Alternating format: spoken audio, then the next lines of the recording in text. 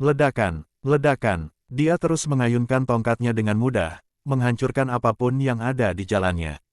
Material keras arena yang dibanggakan oleh organisasi itu mulai retak dan pecah, setiap kali Nu meleset dari sasarannya. Suara mendesing. Ketakutan mendengar suara angin yang dihasilkan gada itu, Lauder di hadapan Nu, menarik kepalanya ke belakang, nyaris menghindari serangan itu dengan sehelai rambut. Ledakan. Jantungnya hampir melompat keluar dari dadanya ketika dia mendengar suara keras gada yang menghantam di belakangnya. Dia tahu bahwa satu pukulan dari tongkat Nu akan langsung mengirimnya ke rumah sakit. Karena itu, dia tidak berani menyerang tetapi hanya fokus bertahan dan menghindar. Namun, rekan setimnya sedikit lebih berani, melancarkan beberapa serangan cakar setiap kali ada celah kecil yang dilihatnya. Namun, dengan Olivia sebagai penyembuh Noah, mustahil membiarkannya menikmati dorongan kuat dari pasif masokisnya terlalu lama. Tanpa menunggu perintah Felix, dia melipat tangannya lagi, menyembuhkan ketiga orang itu dari luka mereka saat ini. Semburan panjang di punggung Noah berhenti berdarah hanya setelah beberapa detik, membuatnya kehilangan buff pasifnya. Meskipun demikian, kemampuan Olivia agak kesulitan untuk menutupnya, karena Noah tidak pernah berhenti bergerak sedetik pun. Namun, menghentikan pendarahan sudah cukup. Cukup, berhentilah membuang-buang energimu. Sama seperti sebelumnya, perintah Felix sama sekali tidak digubris oleh Olivia. Ia menatapnya tajam sambil mengancam, "Olivia, berhenti atau aku akan menendangmu dari tim." Felix bersungguh-sungguh. Ia tidak kesal karena gadis itu mengabaikan perintahnya, tetapi karena gadis itu tidak mau belajar menghemat energinya dengan baik. Bagi Olivia, yang berencana untuk bergabung dengan tim bumi, mereka pasti akan menolaknya setelah melihat dia menyia-nyiakan energinya. Felix ingin Olivia menemaninya di PSG. Tapi pertama-tama, Olivia harus mengubah kebiasaan buruknya yang akan membuatnya kehilangan tempat di tim Earthlings. Jika memperlakukannya dengan baik tidak berhasil, maka Felix tidak keberatan menjadi orang menyebalkan. Olivia yang kecewa membuka kedua tangannya sambil merajuk. Ia tahu Felix tidak main-main dengan ancamannya. Gadis-gadis di dekat mereka tertawa kecil melihat interaksi mereka yang seperti saudara kandung. "Jangan tertawa lagi," Kenny dan Johnson ada di posisi mereka. Mata Felix berkilauan dengan cahaya merah selama sepersekian detik sebelum kembali normal. "Sekarang giliran kita." Dia menjentikkan jarinya dan sebuah bom berwarna kuning muda muncul di atas telapak tangannya. Kenny, Johnson, Noah, dan sisanya yang melihat bom memahaminya sebagai sinyal untuk memulai bagian kedua formasi mereka. Tiba-tiba, agresivitas Nu meningkat 2 kali lipat, karena ia terus mengayunkan tongkatnya, memaksa lawan-lawannya untuk terus mundur menjauh dari kedua tim. Nathan dan Dale melakukan hal yang sama, berpencar dan membawa serta lawan-lawan mereka. Ini membuat area di depan Felix dan Amelia benar-benar kosong tanpa ada garis depan yang melindungi mereka. Lebih baik lagi, Amelia tersenyum melihat pemandangan ini, tidak khawatir sedikit pun tentang situasi saat ini. Dia tahu bahwa dalam hal kekuatan jangkauan, timnya mengungguli Felix. Lagi pula, timnya memiliki 3 ranger ditambah dia sebagai yang keempat. Dan dia yakin dirinya menjadi ranger nomor 1 di seluruh turnamen. Di sisi lain, tim Felix hanya memiliki dia sebagai ranger ditambah Sarah dan Isabella. Sayang, pikiran tersebut langsung sirna dari benaknya saat melihat awan kabut tebal menghampiri timnya dari sisi kiri dan belakang.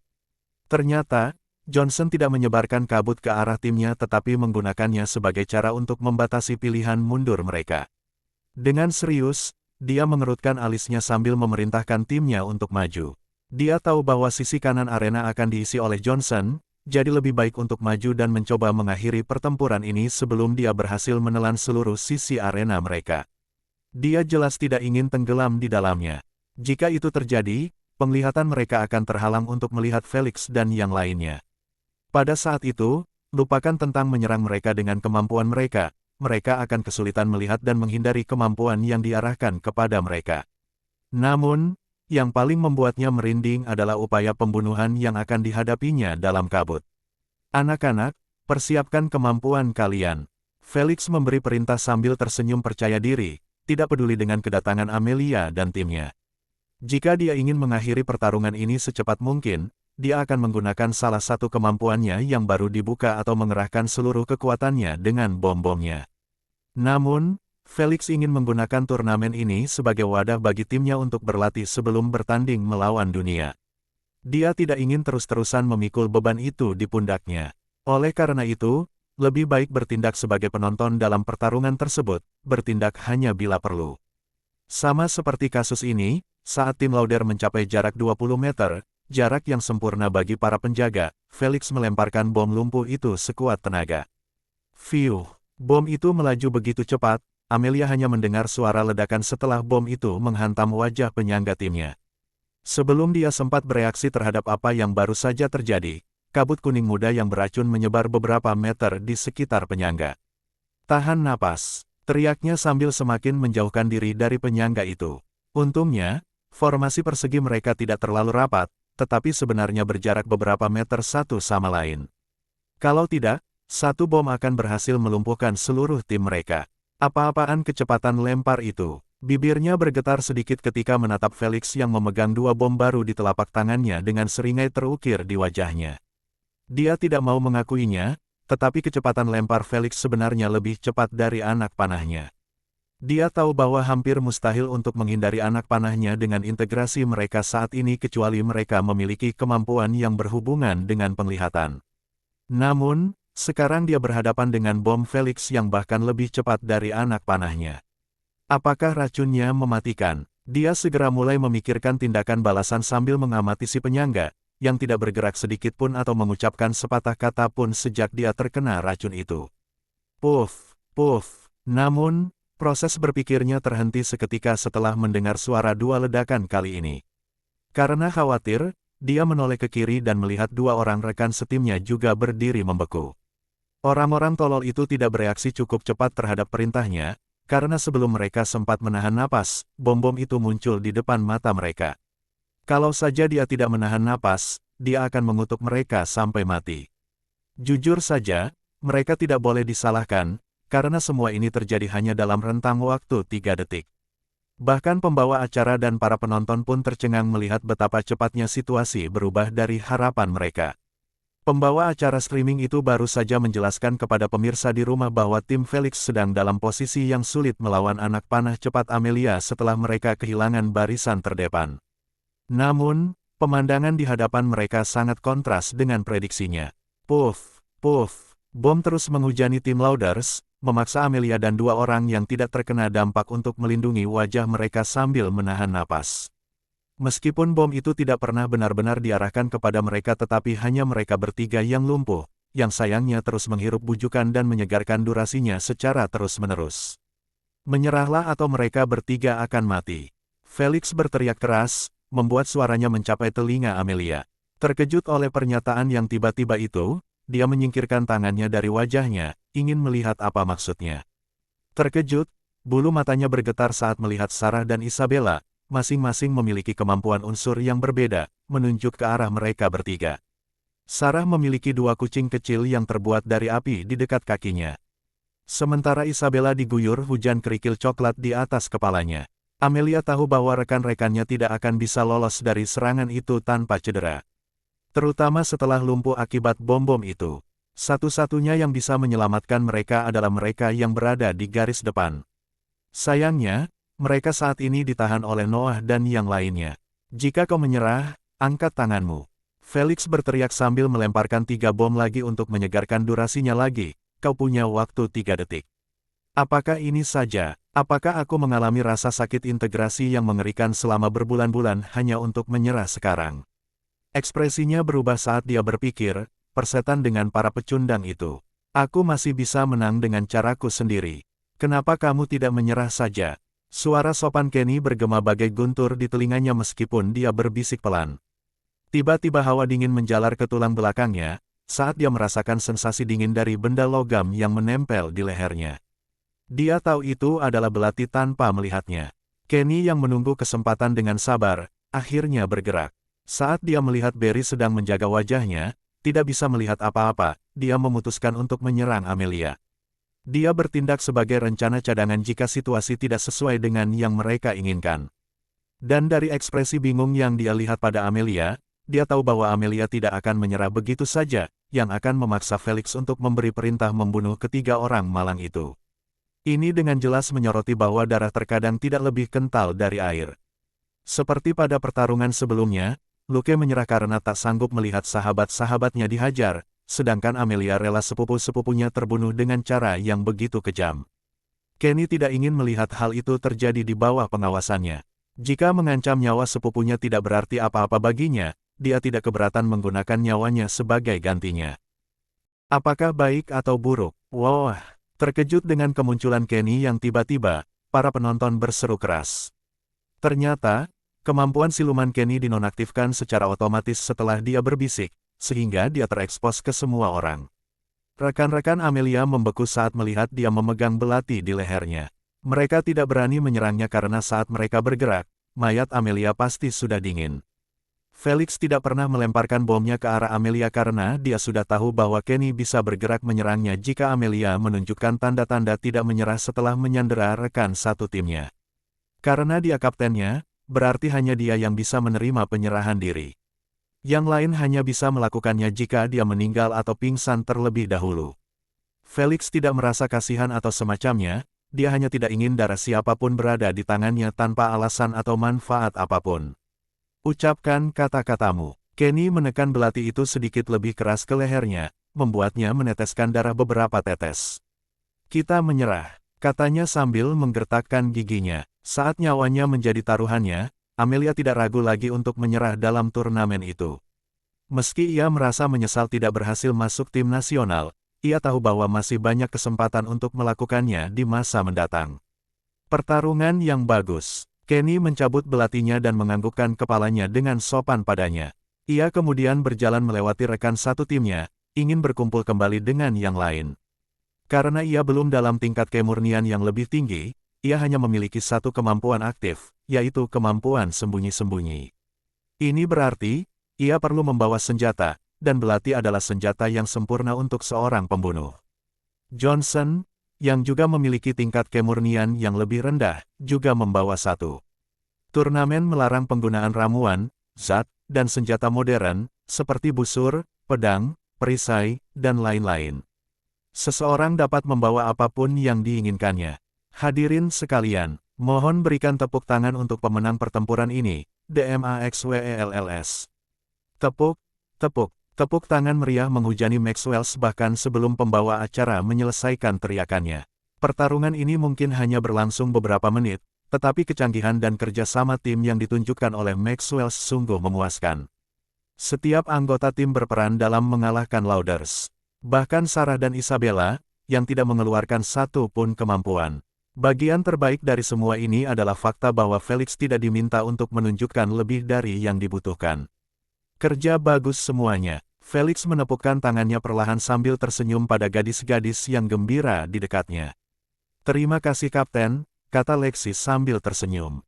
Kau juga, Kapten. Isabella berkata malu-malu sambil membenamkan kepalanya di dada, tidak berani menatap mata ungu milik sang kapten yang bagai ular. Baiklah, mari kita berkelompok dan memberi hormat kepada penonton.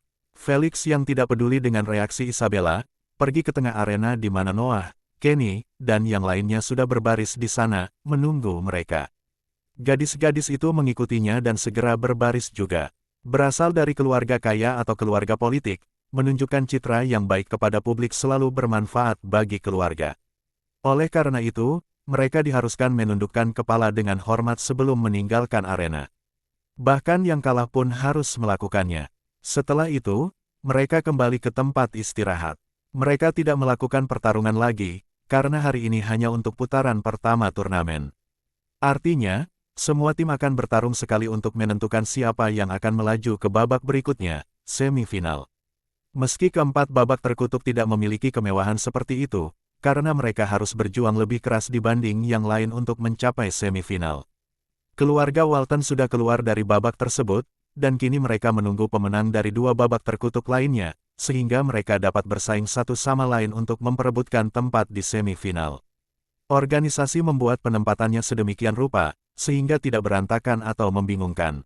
Saat ini, dua tim dari dua babak terkutuk itu akan bertanding berikutnya setelah iklan 10 menit yang biasa berlalu.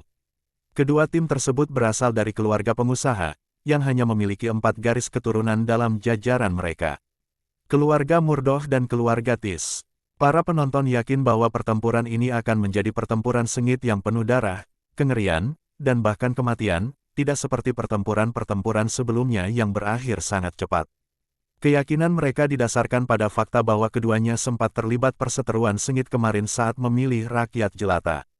Keduanya saling beradu pendapat mengenai seorang buffer, yang menjadi sangat terkenal di babak kualifikasi karena kemampuan penyembuhannya.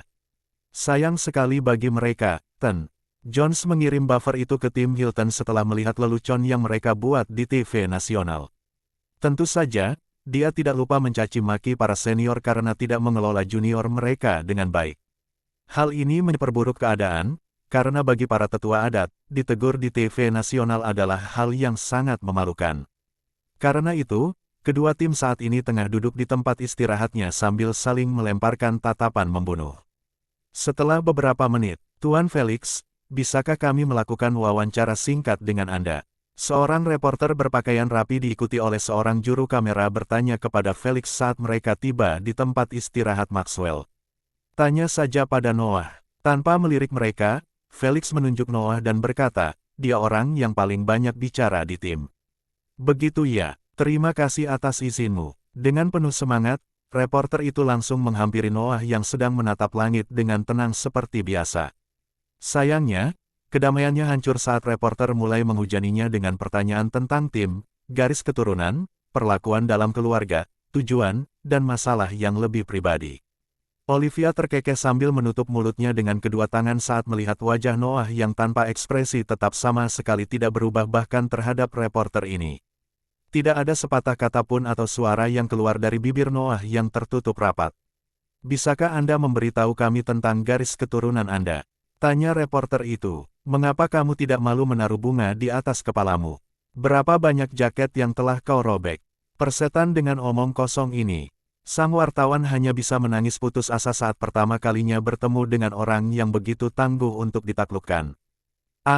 Lupakan soal mendapat tanggapan. Dia tidak mendapat sedikit pun reaksi setelah mengajukan begitu banyak pertanyaan yang kacau.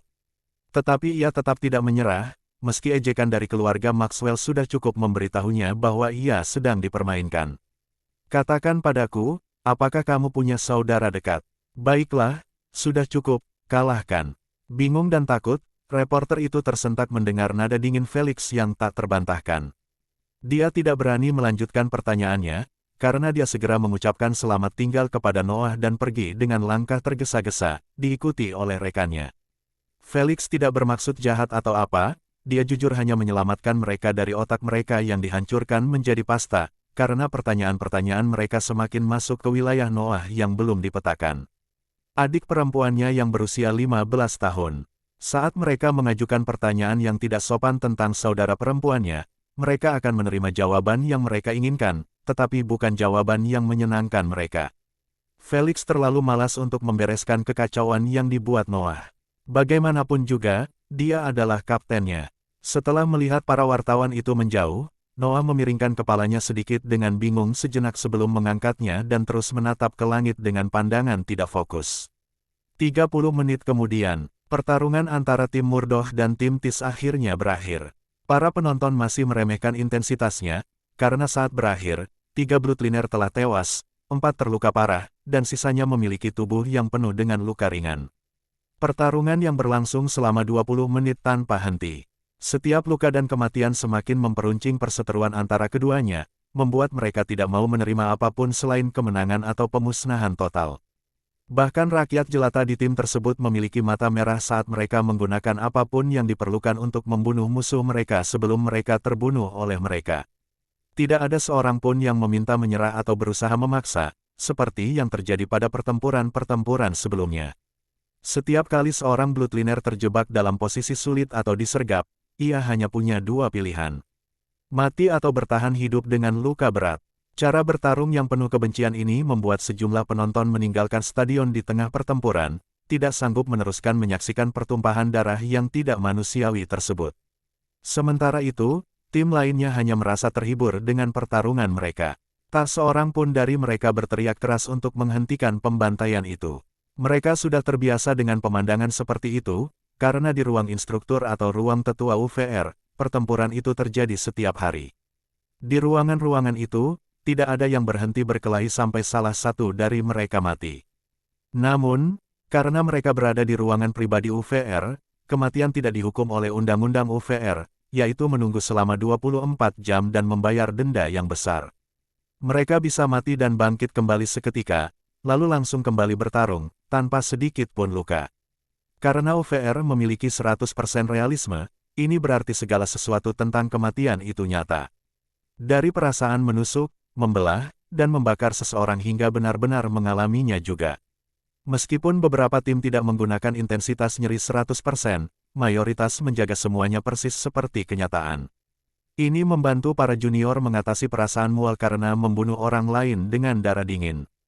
Bagaimana mungkin tidak, jika tiap hari mereka berkelahi dan saling membunuh sedikitnya beberapa kali sebelum mengakhiri latihan harian mereka. Hasil dari latihan realistis tersebut adalah hasil terkini yang diperlihatkan di hadapan para penonton dan para bloodliners. Pertarungan biadab yang tidak kekurangan sedikit pun rasa belas kasihan atau keraguan. Ini hanya karena perseteruan ringan di antara mereka yang membuat mereka sedikit dipermalukan di TV nasional. Orang hanya bisa bertanya-tanya apa yang akan dilakukan para garis keturunan itu satu sama lain jika mereka benar-benar memiliki permusuhan di antara mereka. Realisme UVR 100% tentu saja merupakan penemuan yang mengagumkan dan menakjubkan oleh ras metal. Akan tetapi, ia diciptakan pertama-tama untuk mereka, ras yang cerdas, yang terbebas dari emosi negatif atau berantakan, bukan untuk ras lain di alam semesta. Tawaran ini merupakan pertanyaan penting. Apakah manusia, spesies yang sebagian besar waktunya dikendalikan oleh emosi negatif, siap menangani rasa realisme dan kebebasan yang begitu eksplisit? Melihat mayat-mayat yang dibantai, dibakar, dan dibelah, berserakan di lantai, dengan pemandangan berdarah, jawaban atas pertanyaan itu sama sekali tidak enak didengar. Setidaknya penduduk bumi dengan jelas menunjukkan bahwa mereka masih belum siap untuk itu. Terutama para junior yang berdarah panas itu. 15 menit kemudian, arena itu dibersihkan dari mayat-mayat dan darah, yang mewarnai material putih susu menjadi merah terang. Bagaimana dengan yang terluka parah? Mereka dibawa ke tempat-tempat yang jauh untuk disembuhkan secepat mungkin. Untungnya, organisasi itu tidak pelit dalam hal bahan dan ramuan penyembuh. Satu-satunya berita menyedihkan tentang pertempuran ini adalah kenyataan bahwa tidak ada pemenang yang jelas. Pertarungan berakhir saat dua orang terakhir yang bertahan mengerahkan seluruh energi yang mereka miliki untuk melancarkan serangan terakhir mereka, yang omong-omong sama sekali tidak mengenai satu sama lain. Seperti yang disebutkan sebelumnya, menguras seluruh tangki energi seseorang hanya menyebabkan satu situasi, yaitu pingsan karena kelelahan. Fakta bahwa kedua tim saling serang, tetapi tetap berakhir seri, terlalu menyakitkan untuk dilihat semua orang. Kecuali keluarga Walton tentu saja, yang merayakan keberhasilan melaju langsung ke semifinal tanpa bersusah payah. Ini berarti Maxwells akan melawan Waltons di semifinal, yang akan menutup babak kanan dari babak turnamen. Ini menyisakan babak lainnya dengan 2 tempat semifinal lagi bagi keempat tim untuk diperebutkan. Saya akan kembali ke hotel. Kalau para tetua bertanya, katakan saja kalau saya sedang tidak enak badan. Felix yang sangat bosan, melompat dari bangku dan segera berjalan meninggalkan tempat istirahat. Olivia dan yang lainnya hanya menatap punggungnya selama beberapa detik sebelum kembali mengobrol karena tidak terjadi apa-apa. Mereka tahu bahwa Felix tetap tinggal untuk menonton pertarungan ketiga sudah merupakan sebuah prestasi tersendiri. Setelah beberapa menit, Felix terlihat berjalan keluar stadion. Ia tidak tertarik menonton sisa pertandingan karena ia sudah tahu hasilnya sebelumnya. Dalam pertarungan berikutnya antara tim Hilton dan tim New York, Hilton akan menggilas lawan mereka dalam beberapa menit pertama, seperti yang terjadi dalam pertarungannya. Dia ingat bahwa Kapten Hilton sebenarnya adalah pemegang garis keturunan tingkat 1 tingkat epik. Dia tidak tahu bagaimana keluarga itu mendapatkannya dan sejujurnya tidak mau repot-repot menyelidikinya. Di matanya, pangkat epik atau pangkat legendaris semuanya tidak berarti dan cukup sampah di hadapan garis keturunan primogenitornya. Namun, hal yang sama tidak dapat dikatakan kepada tim New York, yang menentang garis keturunan itu. Bagaimana dengan pertarungan lainnya? Pertarungan itu akan mempertemukan tim Vanderbilt melawan tim Clinton. Dalam pertarungan ini, dia tidak begitu yakin siapa yang akan menang karena ingatannya tentang kekuatan keduanya terkubur dalam-dalam. Meski begitu, Ia lebih cenderung percaya bahwa tim Vanderbilt akan meraih tempat di semifinal pada akhirnya, karena keluarga Clinton, tidak seperti keluarga bisnis lainnya, tidak begitu kaya karena merupakan keluarga politik dan bukan keluarga bisnis. Kekayaan bersih mereka bahkan tidak mencapai $0,5 miliar dibandingkan dengan para raksasa di turnamen tersebut, yang memiliki kekayaan bersih minimal 10 miliar. Kekayaan mungkin tidak akan meningkatkan peringkat afinitas junior mereka, tetapi itu pasti akan sangat membantu dalam menyediakan sumber daya yang dibutuhkan untuk kebangkitan atau integrasi, seperti ramuan peremajaan atau ramuan pereda nyeri. Sumber daya tersebut dapat dibeli dari UVR menggunakan koin atau dari organisasi menggunakan mata uang penduduk bumi. Perkemahan umum dan perkemahan pribadi yang diselenggarakan oleh keluarga semuanya disediakan sumber dayanya oleh organisasi.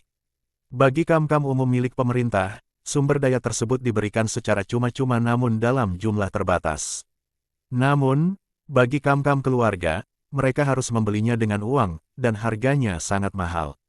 Satu ramuan pereda nyeri harganya sedikitnya $5 juta. $5 juta yang sangat besar untuk satu ramuan yang dapat dibeli dengan 10.000 SC di UVR, atau dengan kata lain, seharga $500.000 jika nilai tukar saat ini 1 SC sama dengan $50 digunakan untuk mengonversi harga. Harga ini tanpa menambahkan diskon 20% selama 1 tahun yang diberikan kepada Dewan oleh SGA. Ini hanya satu ramuan, satu item. Jangan sebut sisanya. Keluarga itu tahu bahwa mereka ditipu habis-habisan. Namun, mereka tetap menghabiskan semua uang mereka untuk mendapatkan sebanyak mungkin karena stok yang dijual tidak cukup untuk memenuhi kebutuhan semua orang. Hal ini membuat orang bertanya-tanya, mengapa sebuah organisasi yang baru didirikan memiliki begitu banyak koin?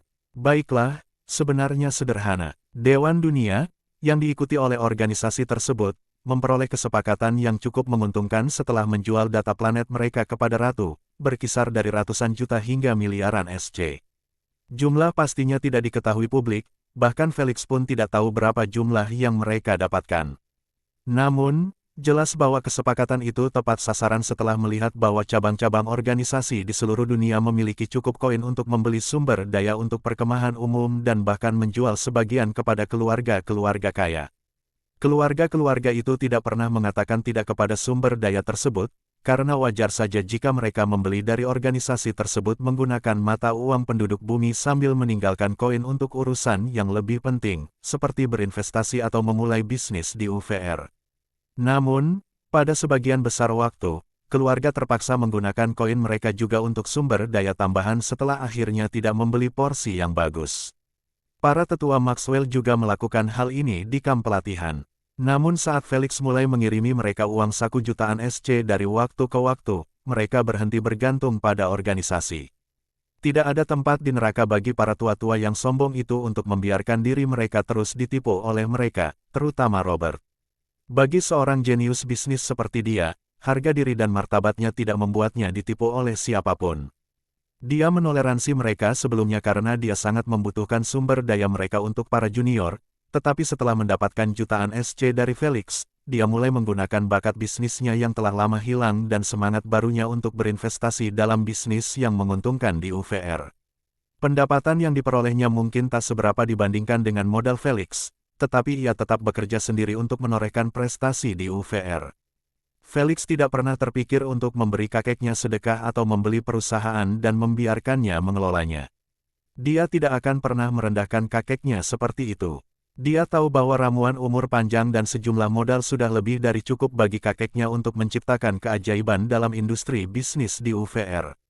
Jika dia seorang diri dapat menjadikan keluarga Maxwell sebuah kerajaan bisnis di planet bumi, mengapa dia tidak dapat mengulangi nasib yang sama di UVR? Besok pagi di stadion, keempat tim semifinalis berbaris di arena, mendengarkan Tuan Jones menyampaikan pidato tegas tentang pembantaian pertempuran ketiga kemarin. Ini merupakan pidatonya yang kedua mengenai hal itu, karena kemarin setelah pertempuran selesai, ia mengumpulkan semua orang dan mulai mencaci maki tindakan kedua tim tersebut dan para tetua mereka lagi. Dia sangat marah karena ketidaktahuan mereka yang mencolok tentang peraturan. Dia memastikan untuk memberitahu para junior dan senior bahwa hukuman berat dari organisasi sedang menunggu mereka. Terluka atau tidak, dia tidak peduli. Karena dia bersikeras memberi mereka hukuman terberat untuk menakut-nakuti yang lain agar mematuhi aturan. Hukuman yang diberikan tentu saja membuat semua orang malu, karena ia melarang junior dari kedua keluarga untuk menghadiri turnamen serupa di masa mendatang. Namun, yang lebih buruk adalah melarang mereka membeli sumber daya apapun dari organisasi. Kedua hukuman itu sudah cukup untuk membuat seluruh tim tahu bahwa Ten Jones mungkin terlihat seperti orang tua yang baik hati, tetapi dia tidak memaafkan orang-orang yang menyakitinya. Saat ini, dia mengingatkan semua orang tentang pidatonya kemarin dan menasihati para junior untuk bertindak penuh belas kasihan dalam pertempuran mereka dengan mencoba memaksakan penyerahan diri terlebih dahulu dengan cara apapun. Tak tertarik mendengar ocehan Tuan Jones yang terus-menerus, mata Felix terus menjelajah arena, mengamati ekspresi tim-tim di dekatnya.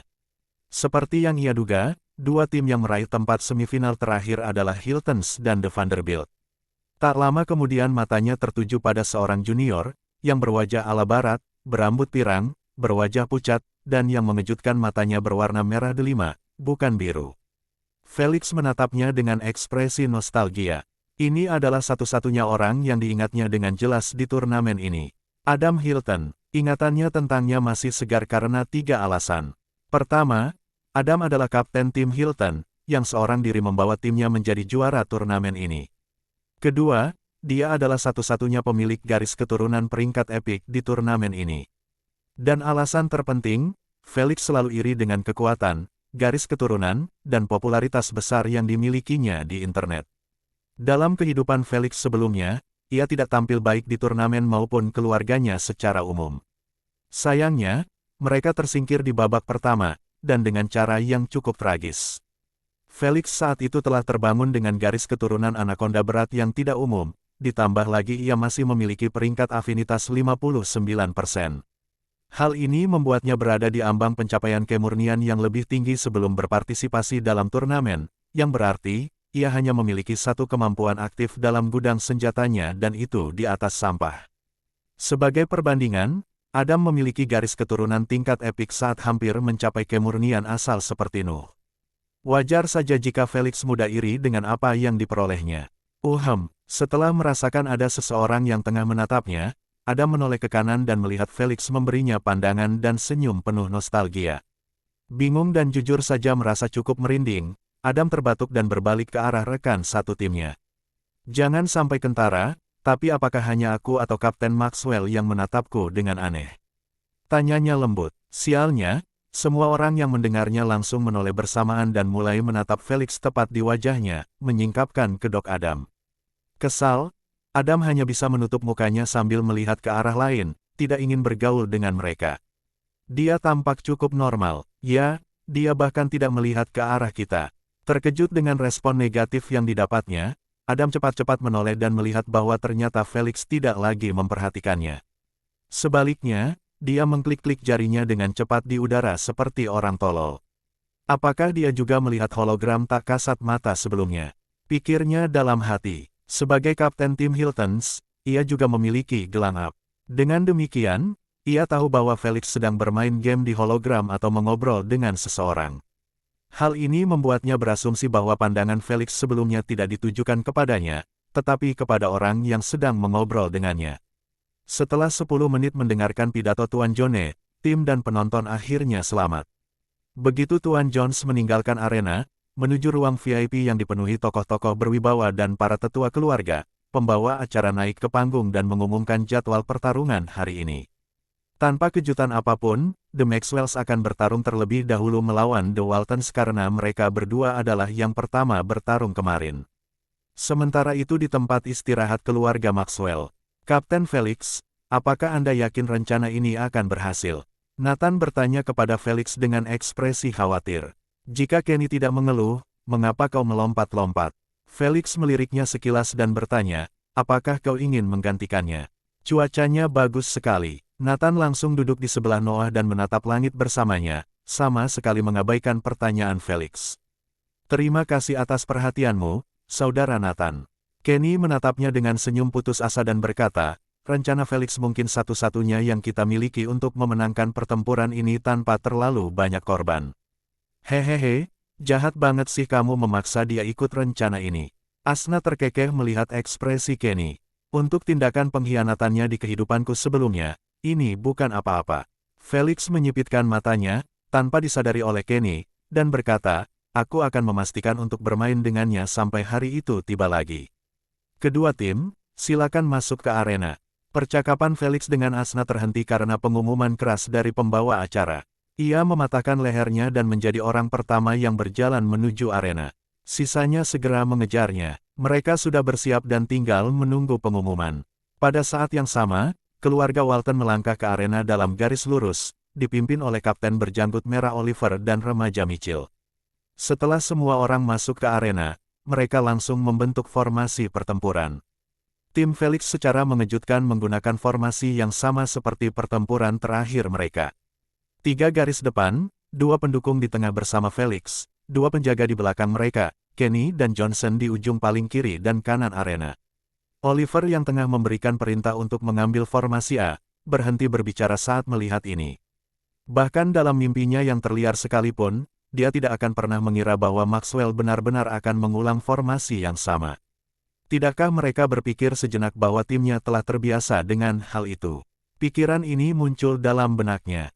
Meskipun demikian, dia masih belum menurunkan kewaspadaannya, karena dia tahu bahwa formasi pertempuran dapat diulang, tetapi sinergi kemampuan atau rencana serangan yang digunakan akan benar-benar berbeda. Anda lihat, formasi pertempuran hanyalah posisi di mana suatu tim memutuskan untuk melawan lawan mereka. Hal ini sangat bergantung pada tipe bloodliner. Jika sebuah tim memiliki lebih banyak frontliner daripada ranger atau support, formasi yang digunakan harus memudahkan frontliner mendekati lawan. Sebaliknya, jika formasi bergantung pada penjaga hutan, maka kebalikannya akan dibutuhkan, yaitu membantu penjaga hutan untuk menyerang tanpa terancam oleh pembunuh atau garis depan. Setelah formasi yang tepat dipilih, sinergi kemampuan akan tercipta dalam formasi tersebut.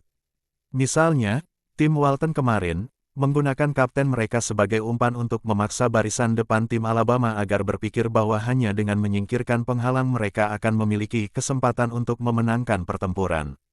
Saat mereka meninggalkan formasi, pertempuran sudah berakhir bagi mereka. Kapten, apa sekarang? Mitchell, yang berdiri tepat di sampingnya bertanya, haruskah kita melanjutkan sinergi utama kita? Dengan gembira, Oliver menganggukkan kepalanya dan berkata, mari kita tunjukkan kepada mereka harga dari kemalasan. Setelah mendapat persetujuannya, Mitchell menyeringai dan menunjuk setiap jarinya ke arah rekan satu timnya, yang tersebar di sisi arena yang saling berjauhan. Mereka berdiri persis seperti kemarin dalam lingkaran lebar di sekitar Mitchell. Di ujung jari Mitchell, kabel abu-abu yang sama keluar dan melesat menuju sasarannya. Tak seorang pun luput dari lilitan kawat di pinggangnya.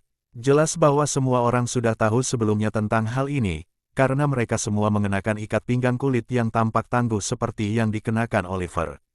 Di sisi lain arena, Lexi adalah orang pertama yang memberikan buff kepada barisan depan dengan kemampuannya.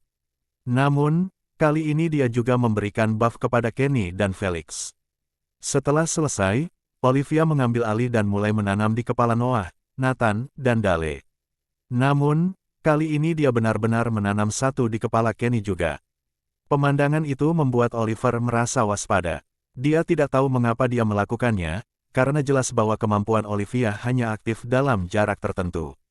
Dia tidak tahu persis batas jangkauannya, tetapi dia yakin itu tidak akan cukup besar bagi wanita itu untuk menyembuhkan pembunuh mereka, yang harus menjauh dari timnya. Lagi pula, bagaimana dia bisa menyergap garis belakang mereka, jika dia tidak menyerang mereka dari belakang? Terserah. Dia segera melupakan masalah itu sepenuhnya. Apalagi yang bisa dia lakukan? Dia tidak bisa memerintahkan rekan satu timnya untuk mengawasi Kenny. Jika salah satu di antara mereka memiliki kemampuan penglihatan yang tepat untuk melakukan hal itu, Kenny mungkin tidak akan bergabung dalam pertempuran dengan kemampuan sembunyi-sembunyinya. Sementara itu, para penonton dan pembawa acara tertawa terbahak-bahak melihat anggota baru dalam band Flower Boys itu mulai memikirkan alasan di balik hal tersebut. Noah dan yang lainnya sudah mengambil gambar dan menyebar di internet kemarin, dan menjadi sangat viral. Keadaannya jadi begitu buruk, Nathan dan Dale sempat berpikir untuk tampil tanpa bantuan penyembuhan Olivia dalam pertempuran ini hanya untuk menghindari rasa malu lebih lanjut. Syukurlah, Kenny yang baru saja bergabung dengan band bunga mereka menanggapi sebagian besar ejekan hari ini, membuat mereka bernapas lega. Baiklah, berhentilah mengeluh tentang kemampuan Oli. Felix melihat 5 detik terakhir dalam hitungan mundur dan berkata, Noah, jangan terlalu berlebihan kali ini. Saat No menganggukkan kepalanya, pembawa acara berteriak sekeras-kerasnya, pertempuran. Setiap bloodliner dengan kemampuan morphing langsung menggunakannya. Mereka tidak ingin berubah sebelum pertempuran dimulai karena energi mereka terkuras setiap detik untuk mempertahankan transformasi mereka. Hanya mereka yang memiliki kemampuan seperti Olivia dan Mitchell yang tidak memiliki masalah melakukan itu karena mereka tidak memiliki masalah energi yang sama. Setelah beberapa detik, Noah menjadi orang pertama yang menyelesaikan transformasinya. Ledakan, dia menggunakan tongkat esnya sebagai tongkat, menopang berat tubuhnya sambil berdiri tanpa bergerak. Tidak seperti terakhir kali, dia tidak akan menerjang maju dengan gegabah, tetapi tetap bersama tim, bergerak sebagai satu kesatuan. Dia tidak bodoh karena menjauhkan diri dari tim setelah melihat apa yang terjadi pada Luke kemarin. Di sisi lain, Kenny dan Johnson sudah menghilang dari pandangan, melakukan apa yang seharusnya mereka lakukan. Memberikan tekanan pada lini belakang Waltons. Setelah melihat keluarga Maxwell mengambil posisi bertahan, Oliver yang melayang di udara di atas tornado abu-abu, mengerutkan kening sambil memerintahkan, lindungi benteng pertahanan dengan cara apapun selagi aku pergi. Sama seperti kemarin, ia diperkuat sedikitnya 3 hingga 4 kemampuan, membuat kulitnya bersinar dengan 2 warna berbeda saat berada di dalam penghalang transparan. Penghalang ini adalah penghalang yang melindunginya dari proyektil. Dengan begitu banyak buff yang dimilikinya, jelaslah bahwa timnya memiliki lebih banyak pendukung daripada tim lainnya. Tidak perlu khawatir, Kapten. Mitchell, yang berdiri sendirian di tengah formasi, menggerakkan jarinya sedikit, menyebabkan semua kabel bergetar. Aku ragu ada yang bisa menyergap mereka yang ada hubungannya denganku. Dia mencibir dengan sombong. Keyakinan Mitchell didasarkan pada fakta bahwa kemampuannya Metal Link dapat menarik siapapun ke arahnya dalam sepersekian detik. Jadi, kecuali Kenny atau Johnson langsung melakukan kill, ia dapat menyelamatkan rekan satu timnya dari kematian. Dia yakin bahwa setelah mendengar pidato Tuan Jones, tidak mungkin mereka berdua menyerang bagian vital rekan satu timnya. Puas dengan jawabannya, Oliver menganggukkan kepalanya dan langsung terbang cepat menuju tim Felix. Dengan kecepatannya, tidak butuh waktu beberapa detik untuk mencapai di atas mereka. Tanpa diberitahu apa yang harus dilakukan, Sarah dan Isabella mulai melemparkan kemampuan elemen mereka ke arah Oliver. Fiuh, bam.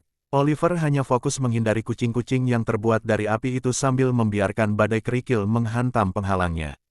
Ia tahu bahwa penghalangnya rapuh terhadap serangan yang kuat tetapi kokoh terhadap jenis kemampuan seperti hujan api atau semacamnya. Felix tidak mau repot-repot bergabung dengan gadis-gadis itu karena ia tahu bahwa bom racunnya bahkan lebih tidak berguna daripada kerikil yang menghantam penghalang itu. Lagi pula, bomnya terbuat dari kabut dan penghalang itu membungkus seluruh tubuh Oliver. Giliranku, setelah melihat mereka memperlambat serangan, Oliver mengarahkan jarinya ke Olivia dan Lexier, mencoba menggunakan combo yang sama seperti kemarin. Akan tetapi, sebelum tornado kecil itu selesai berputar di bawah kaki mereka, Felix memeluk pinggang mereka dan melompat menjauh dengan cepat. Segera setelah mendarat dengan selamat, ia menggendong mereka di pundaknya alih-alih meletakkannya di tanah, yang membuat mereka menjerit kaget. Persetan, alis Oliver berkedut saat melihat gadis-gadis itu, yang kaki dan tangannya menjuntai di bahu Felix. Yang membuat dia dan para penonton makin terdiam adalah kenyataan bahwa Olivia justru memberinya senyum puas alih-alih merasa malu seperti Lexi.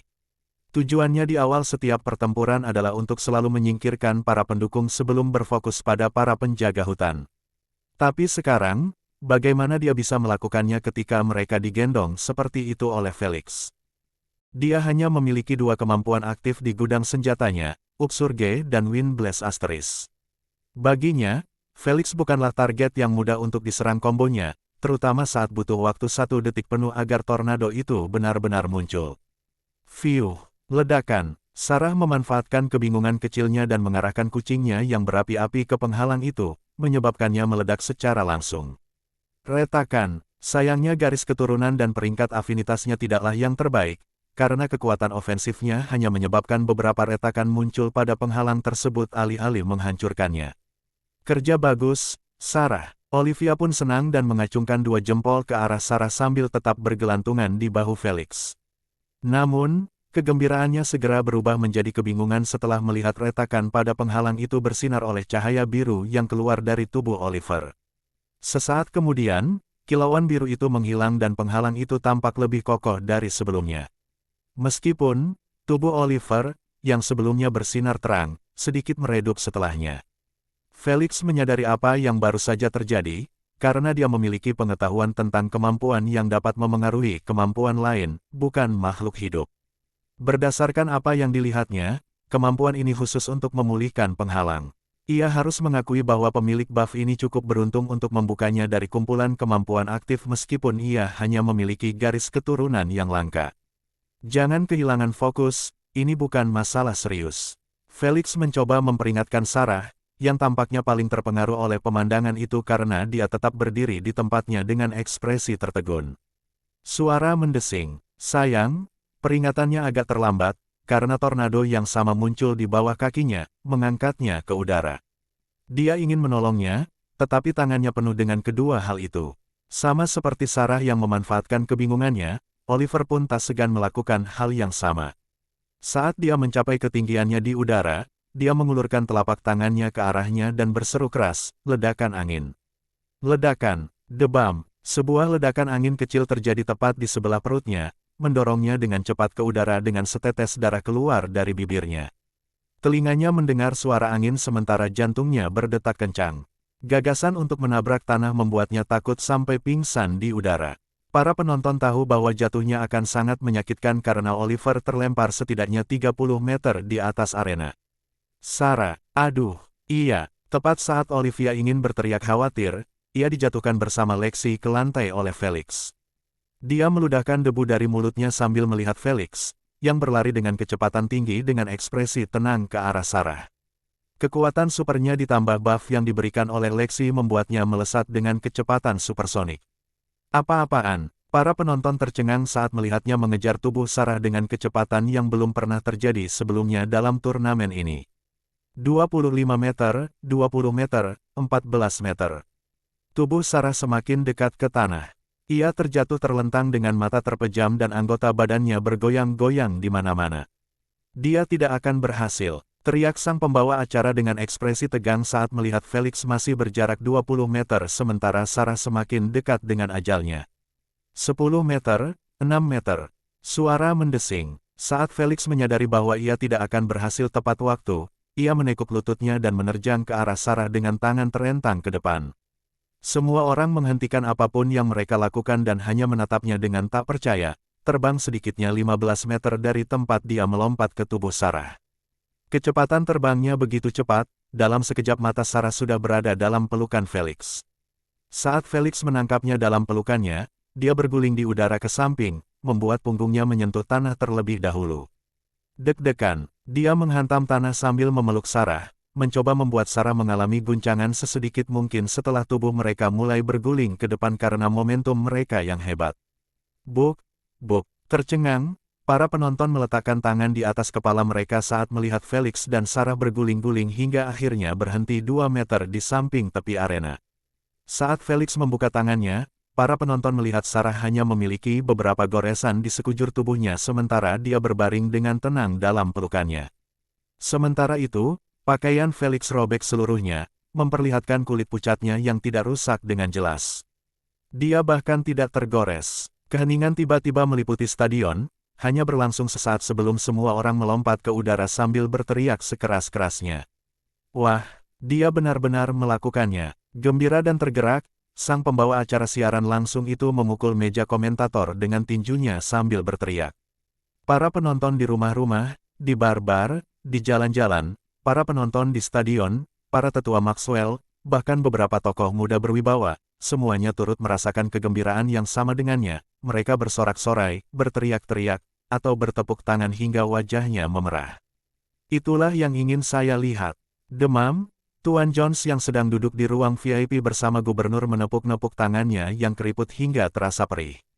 Sementara itu, gubernur Florida di sebelahnya hanya bertepuk tangan pelan sambil tersenyum senang. Ia mungkin terharu, tetapi sebagai seorang politisi, emosinya selalu terkendali. Jika saja bajingan-bajingan kecil itu menghargai rekan setimnya seperti dia, aku tidak akan menjadi begitu marah. Tuan Jones mendesah dan kembali duduk. Ia memijat-mijat telapak tangannya yang memerah sambil menatap Felix yang berdiri sambil menggendong Sarah bak putri hingga ke tepi arena. Tidak usah khawatir Pak, pemusatan latihan selama 2 bulan yang kami persiapkan untuk timnas sudah cukup untuk membentuk mereka menjadi satu kesatuan sebelum diberangkatkan ke Jerman, kata Gubernur seraya tersenyum. Saya berharap begitu. Tuan Jones hanya mengedipkan matanya mendengar janji Gubernur. Kembali ke arena, Felix menunjuk dengan kepalanya ke arah seorang anggota staf di bawah arena. Penuhi kebutuhanmu dengan lebih praktis. Marketplace baru, harga bersaing. Kejutan menanti. Iklan oleh Pub Future. Namun, sebelum tongkat itu sampai kepadanya, ia merasakan sedikit getaran di lengannya. Ia menunduk dan melihat Sarah membuka matanya yang sayu perlahan. Kelihatannya suara itu memekakkan telinga sampai-sampai membuatnya sadar kembali. Apa yang baru saja terjadi? Tanyanya dengan nada lembut dan mata sayu setelah melihat situasi aneh yang dialaminya. Ia mengira bahwa ia akan terbangun di atas tandu, bukannya digendong seperti ini. Tidak terjadi apa-apa. Dia tersenyum tipis dan berkata sambil menyerahkannya kepada staf, istirahatlah. Kamu sudah melakukannya dengan baik. Sebelum Sarah sempat bertanya lebih jauh, Felix berbalik dan berjalan kembali ke arah rekan satu timnya, yang jelas-jelas terpesona oleh penyelamatan tepat waktu yang dilakukan Felix. Janji yang diberikan Felix pada pertempuran pertama mereka terus terngiang dalam pikiran mereka. Jangan khawatir akan terluka parah atau terbunuh, lakukan saja semuanya. Felix baru saja menunjukkan kepada mereka bahwa kata-kata dan janjinya harus diperlakukan seperti emas. Dia tidak pernah mengingkari janjinya sekalipun dan tidak berencana untuk melakukannya dalam waktu dekat. Jika bukan karena ini, Asna tidak akan percaya padanya untuk memenuhi janjinya saat dia membantunya mencapai puncak. Jadi dia tidak peduli apakah Sarah, Dale, atau bahkan Kenny yang terlempar ke udara, dia akan menyelamatkan mereka terlebih dahulu sebelum memikirkan hal-hal lain. Tidak mungkin, tidak mungkin. Sementara itu, Oliver justru yang paling terguncang dengan apa yang dilihatnya. Pikirannya tak habis pikir, karena kombonya, yang disebut-sebut oleh rekan-rekannya sebagai tak terblokir, untuk pertama kalinya gagal memberikan damage pada targetnya. Rekan satu timnya selalu iri padanya karena mampu membuka dua kemampuan yang sangat selaras satu sama lain. Tapi sekarang, mantra itu akhirnya berhasil dipatahkan. Kamu menyelamatkan seorang penjaga hutan, tapi mengorbankan 2 orang pendukung. Merasa kesal dan sedikit terpancing, Oliver berteriak sambil mengarahkan kedua jari telunjuknya ke arah Olivia dan Lexi. Meskipun kedua gadis itu mendengarnya dan tahu apa yang akan terjadi, kaki mereka menolak untuk bergerak dari posisi mereka. Pemandangan Sarah yang terlempar ke udara terus terbayang dalam benak mereka, membuat otak mereka menjadi bubur. Wus, wus. Sebelum Oliver sempat tersenyum kegirangan saat melihat tornadonya mengangkat keduanya, Noah, yang hanya berada beberapa meter di dekat mereka, menjatuhkan gada esnya dan melompat ke depan. Ia menangkap kaki mereka dan menarik mereka keluar dari zona tornado bersamanya. Tornado-tornado itu masing-masing hanya dapat mengangkat 1 orang, dan dengan berat badan Nuh, mustahil untuk mengangkat mereka semua sekaligus. Terima kasih, Noah. Olivia menunjukkan rasa terima kasihnya saat ia kembali sadar. Noah menganggukkan kepalanya pelan sambil berdiri cepat dalam posisi waspada. Dia mengulurkan tangannya dan tongkat es lainnya tercipta di tangannya. Bersamaan dengan itu, tongkat es pertama berubah menjadi partikel biru es, melayang di udara. Puas dengan penyelamatan Noah yang tepat waktu, Felix tersenyum sambil tetap berjalan dengan langkah tergesa-gesa, tidak repot-repot berlari dan kembali ke posisinya. Ia tahu bahwa Olivia dan Lexier sangat aman saat berada di dekat Noah. Bagaimanapun, Noah tidak pernah kehilangan fokus sedetik pun, bahkan setelah semua yang baru saja terjadi. Ia tidak pernah meninggalkan Oliver di luar pandangannya. Jadi, saat mendengar pengakuannya, ia siap menyelamatkan Olivia dan Lexi. Dalam hal keandalan, Noah adalah rekan setim yang terbaik. Sepertinya menggunakan kemampuan Oliver untuk mengasah refleks mereka tidak akan berakhir dengan baik. Felix mendesah sedikit kecewa dengan penampilan gadis-gadis itu. Dia punya secercah harapan bahwa Olivia tidak akan membeku seperti biasanya dalam praktik mereka jika situasinya mengerikan dan nyata. Sayangnya, tidak ada yang berubah. Kita akhiri pertarungan ini. Setelah melihat refleks Olivia yang tragis masih sama, Felix memutuskan untuk menyingkirkan Oliver karena ia kehilangan nilainya di matanya. Di mana ular itu? Dia mengaktifkan penglihatan inframerahnya selama sepersekian detik sebelum mengedipkan matanya, membuat kilauan merah itu menghilang secepat kemunculannya. Dia tidak ingin menunjukkan kepasifannya ini kepada publik karena dia sudah memiliki banyak kesamaan dengan Landlord. Terutama ketika dia memutuskan untuk menunjukkan kekuatan supernya. Untungnya, Kenny tetap menjalankan rencana yang Felix tetapkan sebelum pertempuran, karena Felix menyadari aura berbentuk manusia mendekatinya dalam sepersekian detik itu. Setelah dia mematikan penglihatan inframerah, melihat dengan mata normalnya, aura itu menghilang. Jelas sekali itu Kenny yang sedang menyamar. Dalam beberapa detik, Kenny sampai di samping Felix dan menepuk bahunya 2 kali tanpa berkata apa-apa. Itulah isyarat yang mereka sepakati. Felix tampak sedikit terkejut dengan membuat bahunya bergetar. Ia harus berpura-pura terkejut karena ia tidak pernah memberitahu keluarga tentang penglihatan inframerahnya. Akan terlihat sangat aneh bagi Kenny jika dia tidak bereaksi sedikit pun setelah disadap seperti itu tanpa ada seorang pun di dekatnya. Pegang lengan bawahku dan tingkatkan kecepatanmu. Felix bergumam pelan. Saat Felix merasakan tangan Kenny di lengan bawahnya, ia mulai berlari cepat ke arah teman-teman satu timnya, yang sedang dihujani dengan serangan gencar oleh Oliver yang marah. Kenapa dia tidak bisa? Noah dan yang lainnya berkumpul di satu tempat, saling berpegangan bahu. 2 tornado kecil yang mereka gunakan tidak mampu mengangkat satu pun dari mereka. Hanya pakaian dan rambut mereka yang terus-menerus tertiup angin. Sepertinya salah satu dari mereka akhirnya menyadari cara untuk melawan Upsurge Oliver setelah melihat bagaimana Noah menyelamatkan Olivia dan Lexi. Selama mereka terus saling menopang berat badan seperti ini, Oliver hanya bisa bermimpi mengangkat salah satu di antaranya. Bagaimana dengan cedera yang disebabkan oleh tornado kecil? Mereka tidak khawatir tentang hal itu karena tubuh mereka telah diperkuat setelah terbangun. Jangan lupa bahwa Bloodliner tahap 1 memiliki 1000 BF. Ini berarti bagi mereka yang memiliki kemurnian lebih rendah atau lebih tinggi, Bloodline Force mereka masing-masing adalah 300 dan 600. Jadi, jangan pernah berasumsi bahwa orang yang terbangun memiliki tubuh yang sama dengan orang biasa meskipun mereka tidak pernah memperoleh kemampuan fisik apapun. Sialan, ini tidak berhasil. Frustrasi dengan pemandangan itu, Oliver menghela napas panjang melalui mulutnya dan segera menghentikan serangannya. Ia tahu bahwa menjadi marah hanya akan merusak peluang timnya untuk memenangkan pertempuran. Meski begitu, dia masih sangat kesal. Dia tahu bahwa meskipun dia memenangkan pertarungan, pertandingan final akan menjadi neraka baginya ketika kelemahannya terungkap seperti ini. Bagaimana dengan hembusan angin? Dia tidak bisa menggunakannya kecuali dia berada dalam jarak dekat dengan targetnya. Dia tidak bodoh untuk meninggalkan jangkauannya yang sangat menguntungkan dan membawa dirinya ke zona serang mereka. Saya mungkin harus kembali. Dia segera memutuskan untuk berkumpul kembali dengan rekan satu timnya dan memikirkan solusi lain. Namun, saat dia menoleh, dia tercengang oleh pemandangan di depannya. Apa-apaan ini? Dinding tebal dan panjang yang berkabut berdiri di tengah arena dan membentang dari kanan ke kiri. Belum lagi tingginya yang melampaui 20 meter dan mendekati 25 meter.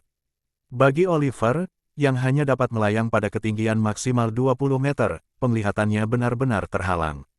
Karena dia tidak dapat melihat kondisi timnya, itu berarti timnya juga mengalami kesulitan melihat situasi di sisi arena ini.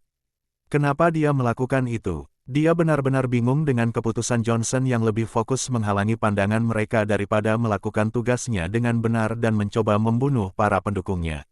Lagi pula, satu pendukung yang berkurang berarti satu buff yang berkurang padanya. Alasan dia tidak khawatir dengan perilaku aneh tersebut adalah karena kawat di pinggangnya. Selama masih terhubung dengannya, itu menandakan bahwa Mitchell aman dan sehat, dan jika Mitchell baik-baik saja, rekan satu timnya pun akan baik-baik saja. Mitchell, kamu baik-baik saja. Khawatir atau tidak, dia tetap tidak merasa aman dipisahkan seperti ini dari rekan satu timnya tanpa mereka terlihat jelas. Karena itu, dia mengirim pesan kepada Mitchell. Menggunakan suara ratu. Kami baik-baik saja. Bagaimana denganmu? Setelah menerima respons positif, dia menghela napas lega. Kemudian, dia menundukkan kepalanya, ingin melihat sekali lagi apa yang sedang dilakukan lawan-lawannya sebelum kembali. Hah, benar-benar kehilangan kata-kata, dia ternganga melihat Felix, yang sedang berputar mengelilingi dirinya dengan lengan terentang ke depan dan tangan terkepal erat seperti sedang menggenggam sebuah benda. Dia bukan satu-satunya yang merasa aneh dengan pemandangan itu, karena para penonton, yang masih merasa demam karena penyelamatan Felix sebelumnya, mata mereka terbelalak saat melihat pemandangan itu. Bagaimana seseorang bisa berubah begitu cepat dari seorang pahlawan menjadi tampak seperti orang bodoh? Sayang sekali, sebelum pikiran ini sempat tertanam di benak mereka, Felix berhenti berputar dan mengayunkan tangannya dengan bersemangat ke arah Oliver yang kebingungan. Ekspresi gembira Felix saat melakukan hal itu membuat punggung rekan-rekannya merinding. Suara mendesing, "Apa-apaan ini, banting?" Sebelum Oliver sempat memahami datangnya suara angin aneh itu, tubuhnya terdorong ke belakang, mirip seperti saat ditangani pemain rugby. Aduh, erangan terengah-engah keluar dari bibirnya sementara matanya melotot keluar dari rongganya. Dia merasa seperti perutnya baru saja diserang oleh kepala seseorang. Sayangnya, itulah yang terjadi saat Felix menggunakan kekuatan supernya untuk melemparkan Kenny yang tak terlihat ke arahnya. "Keakuratanmu perlahan menyamai milikku." Asna terkekeh, membuat Felix tanpa sadar mengencangkan bokongnya saat mengingat kenangan terkutuk itu. Karena tidak ingin terlibat dengannya soal itu, Felix mengabaikan sindirannya dan fokus pada Oliver, yang tampak berusaha melepaskan diri dari genggaman Kenny. Lengannya digenggam erat di pinggangnya, membuatnya tidak bisa bergerak. Kalau saja dia tidak kesulitan bernafas setelah perutnya dihantam kepala Kenny, akan lebih mudah baginya untuk menendang Kenny karena kekuatan fisiknya lebih kuat darinya. Dia bahkan tidak bisa menggunakan hembusan anginnya karena dia akan terluka juga oleh kemampuan tersebut. Sementara itu, para penonton tidak punya gambaran apapun yang tengah terjadi, sebab mereka tidak memiliki penglihatan maha kuasa atau peningkatan penglihatan. Mereka hanyalah orang biasa, yang menggunakan mata orang biasa untuk menyaksikan pertempuran. Bahkan MC siaran langsung tidak tahu harus berkomentar apa. Mereka hanya terus bergumam satu sama lain sambil menyaksikan Oliver perlahan terjatuh ke tanah dengan ekspresi bingung. Mereka mengalihkan pandangan ke arah tornado yang mengangkatnya dan mereka melihat bahwa kecepatan putarannya semakin melemah. Kalau saja pembawa acara streaming itu tahu tentang Kenny, dia pasti sudah menjelaskan bahwa tornado kecil itu kesulitan menopang berat kedua orang itu. "Bersiaplah untuk menerima mereka." Felix memberi perintah sambil berdiri tepat di samping tornado yang berputar-putar, yang bertanggung jawab mengangkat Oliver. Setelah melihat rekan satu timnya mengelilingi tornado bersamanya, Felix tiba-tiba melangkah ke dalamnya. Rambut hijaunya terus berkibar kemana-mana sementara jaketnya yang robek semakin robek lagi oleh angin yang bertiup kencang, memperlihatkan kaosnya. Untungnya, kaosnya selamat karena tornado itu kehilangan semua momentumnya saat orang ketiga menginjaknya juga. Yah, meskipun Felix adalah satu-satunya yang terkena dampaknya, dia tidak akan terangkat ke udara seperti yang lain. Aduh, akhirnya, tornado itu menyerah dan meledak menjadi partikel abu-abu, memaksa mereka berdua jatuh dari ketinggian 15 meter ke tanah.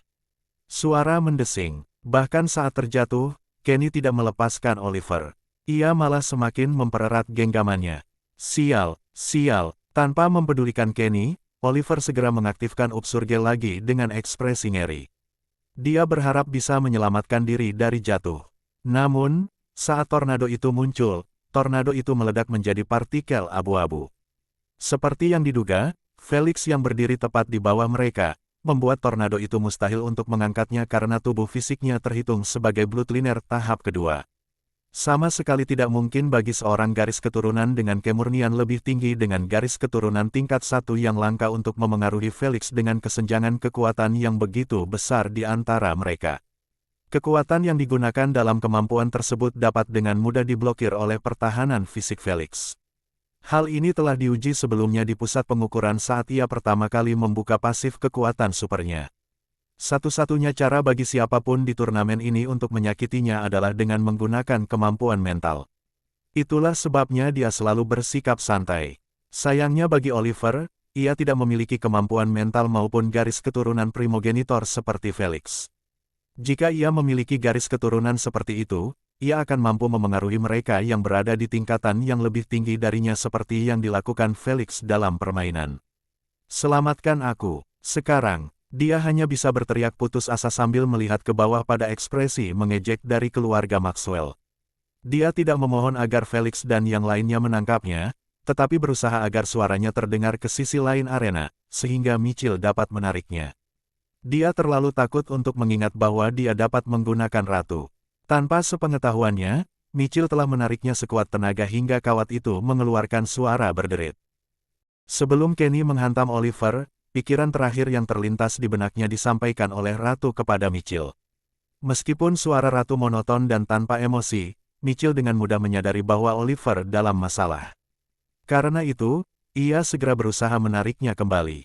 Sayangnya, ia terus menarik, namun tubuh Oliver tidak bergerak. Mitchell sangat takut dengan implikasi ini, karena dia mengerti bahwa hanya satu hal yang dapat menyebabkan kemampuannya gagal dalam situasi kritis seperti itu. Berat, kawat abu-abunya tidak mampu menarik beban lebih dari 100 kg. Benar, kemampuannya mirip dengan Upsurge dalam hal memiliki batas. Meskipun, semua kemampuan garis keturunan memiliki batasnya sendiri. Satu-satunya cara yang diketahui publik untuk mengurangi batasan ini adalah dengan memiliki peringkat afinitas yang baik. Misalnya, saat Felix memiliki tingkat afinitas racun sebesar 59%, batas jangkauan auranya mungkin akan berhenti pada jarak 6 meter. Namun, setelah ditingkatkan menjadi 100%, jangkauannya meningkat menjadi 8 meter secara bersamaan. Ini berarti jika Mitchell memiliki peringkat afinitas yang lebih tinggi, batasan 100 kg juga akan meningkat banyak. Sayangnya, itu hanya sekadar dugaan besar.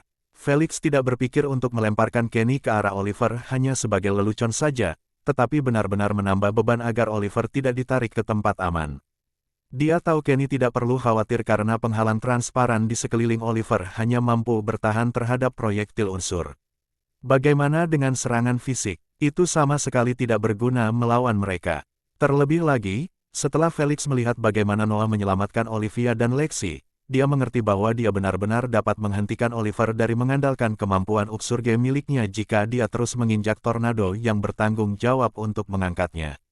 Akan tetapi, melakukan hal itu hanya akan memaksanya mundur kembali ke rekan satu timnya. Felix pastilah orang yang terbelakang jika melepaskan Kapten Waltons, yang telah menyerahkan dirinya kepada mereka dengan mudah. Jadi, dia harus melempar seseorang untuk menghentikan hal itu terjadi. Dan Kenny dengan keterampilan silumannya adalah kandidat terbaik untuk tugas ini. Bahkan Johnson diberi perintah oleh Felix sebelum pertempuran dimulai, memberitahunya untuk fokus hanya menghalangi pandangan tim Walton untuk menghentikan Mitchell menarik Oliver sebelum rencana mereka dimulai. Itulah yang dilakukan Johnson, mengepulkan kabut tanpa henti hingga terbentuklah dinding pemisah di antara mereka.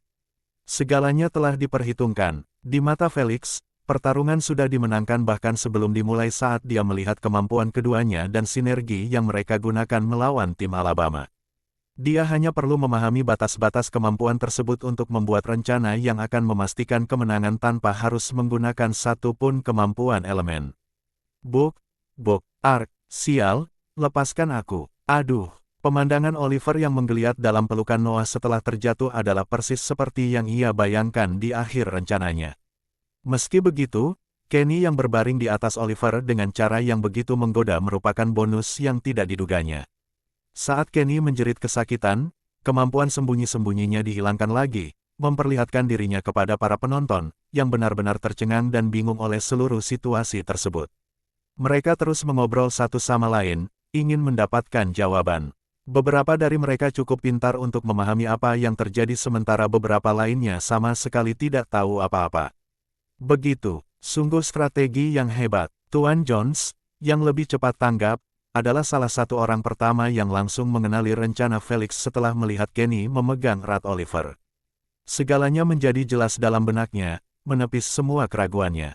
Senang sekali, ia menepuk lengan kursinya dan berkata sambil menghadapkan kepalanya ke gubernur, siapapun yang memikirkan rencana seperti itu, sungguh memiliki pikiran yang sangat cemerlang dan pemahaman yang tajam tentang kemampuan dan keterbatasannya. Bisakah Anda menjelaskan lebih lanjut?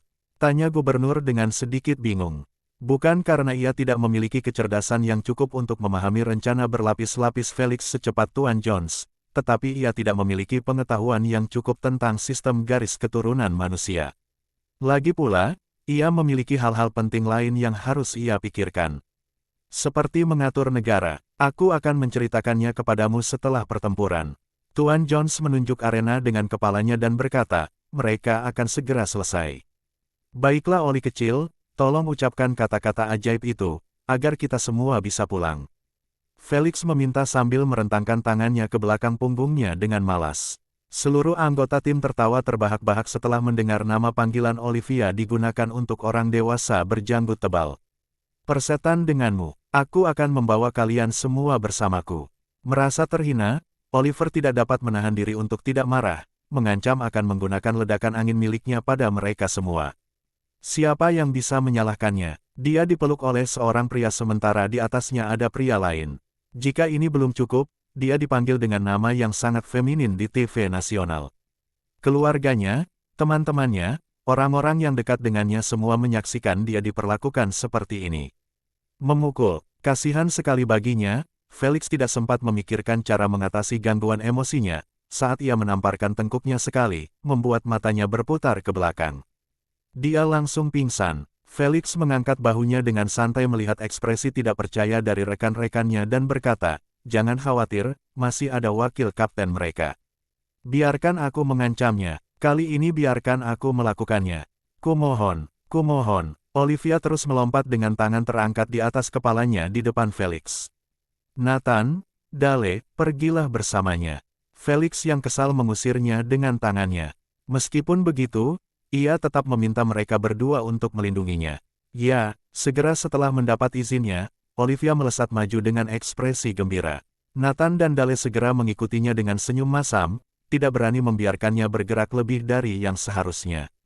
Karena kedua tim tidak benar-benar bergerak dari posisi mereka, jarak di antara mereka masih cukup jauh. Jadi, Olivia harus mendekat agar suaranya bisa terdengar. Setelah melihat si pembuat onar itu akhirnya pergi, Felix memfokuskan pandangannya pada Kenny yang masih memegangi Oliver seolah-olah hidupnya bergantung padanya. "Baiklah, sudah cukup." Felix yang acuh tak acuh, menarik lengan Kenny, membuatnya jatuh ke tanah, meninggalkan Oliver di atas lengan Noah. Hingga saat ini, Noah sama sekali tidak menunjukkan tanda-tanda rasa tidak nyaman di wajahnya saat menggendong dua pria dewasa. Merasa tak nyaman atau tidak, Felix tak berencana untuk terus menggendong Oliver sepanjang waktu, karena ia cepat-cepat melepaskan ikat pinggang Oliver yang terikat kawat. Setelah melihatnya, Noah menganggukkan kepalanya dan menjatuhkan Oliver ke tanah. Tidak perlu khawatir lagi dia akan ditarik. Sementara itu, Felix menatap ikat pinggang di tangannya dengan ekspresi geli. Ia terus merasakan tarikan lembut. Sepertinya Mitchell tidak pernah berhenti berusaha menyelamatkan kaptennya. "Mau menarikku?" Felix bergumam sambil menyentuh kawat tipis yang terentang, yang tampaknya akan putus kapan saja. Dengan kekuatan Felix, mustahil baginya untuk terluka atau tertarik oleh kawat ini karena berat badannya jauh melampaui 100 kg sejauh 1 mil. Wajar saja jika Felix memiliki berat lebih dari yang terlihat. Lagi pula, mustahil seseorang memiliki kekuatan seperti itu jika berat badannya rata-rata 80 kg. Ini berarti Felix bisa memegang ikat pinggang tanpa khawatir ditarik. Bahkan, dia bisa jadi orang yang menyeret Mitchell. Meskipun begitu, ia memutuskan untuk tidak melakukannya, karena hal itu akan menimbulkan terlalu banyak masalah yang tidak dapat ia tangani dengan waktu atau tenaga. Lebih baik ia tetap memegang sabuk itu untuk saat ini sampai Olivia memberitahu Mitchell tentang situasi kaptennya. Untungnya, hal itu tidak berlangsung lama karena saat Olivia mencapai dinding kabut, dia menempelkan kedua tangannya di bibirnya dan berteriak dengan ekspresi serius, "Lebih baik kau menyerah.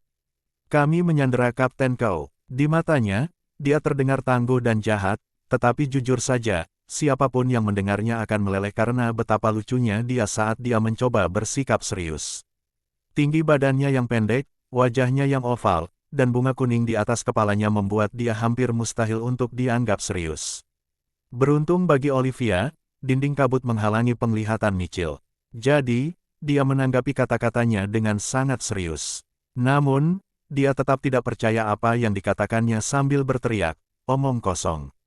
Tidak ada seorang pun yang boleh menyentuh tutupnya." Wuih, pukulan keras. Sebelum dia sempat menyelesaikan kalimatnya, dadanya telah terkena ikat pinggang. Mengabaikan rasa sakitnya, Mitchell menatap sabuk di tangannya dengan ekspresi tercengang. Dia tidak ingin mempercayainya, tetapi buktinya ada di hadapannya. Felix melepaskan ikat pinggangnya di saat yang tepat saat Olivia menyuarakan ancamannya yang menggemaskan. Ia tahu bahwa saat Mitchell melihat bahwa ia hanya menarik ikat pinggang, ia akan menyadari bahwa ia tidak sedang dipermainkan. Oliver benar-benar tertangkap. Seperti yang Felix duga, Setiap anggota keluarga Walton langsung menyimpulkan hal ini setelah melihat ikat pinggang itu. Bagaimana mereka bisa melakukannya? Mitchell bertanya dengan suara keras, bingung dan sedikit terkejut. Sayangnya satu-satunya respon yang dia terima adalah suara Olivia yang nyaring dan lucu, "Kamu punya waktu 3 detik." Atau, putus asa, dia memijat pelipisnya sejenak sebelum berseru keras, "Kita menyerah." Sang pemandu acara, yang sudah menunggu dengan sabar untuk hal ini terjadi, segera mendekatkan mikrofon ke mulutnya dan berteriak keras, "Bergemuruhlah untuk tim pertama yang masuk final." Ia menarik napas dalam-dalam dan berteriak dengan penuh semangat, "DMAXWEELLS." Stadion bergemuruh dan berguncang saat semua orang bersorak dengan ekspresi gembira. Pertarungan ini dimainkan pada level yang sama sekali berbeda dari apa yang mereka harapkan. Siapakah yang menyangka bahwa saat Oliver pergi menguji kemampuannya, dia tidak pernah kembali lagi. Hanya itu yang diperlukan untuk mengakhiri pertempuran.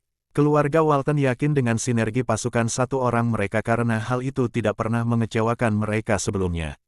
Sayangnya, mereka bertemu Felix, yang berhasil menembusnya tanpa menunjukkan satu pun kemampuan elemen. "Bagus sekali, Johnson." Setelah sampai di tempat istirahat mereka, Felix menepuk bahu Johnson sambil tersenyum puas. "Terima kasih, Kapten." Johnson tersenyum sopan kepada Felix saat ia duduk di bangku cadangan sambil berkeringat. Jaketnya terlihat basah dan menempel di kulitnya.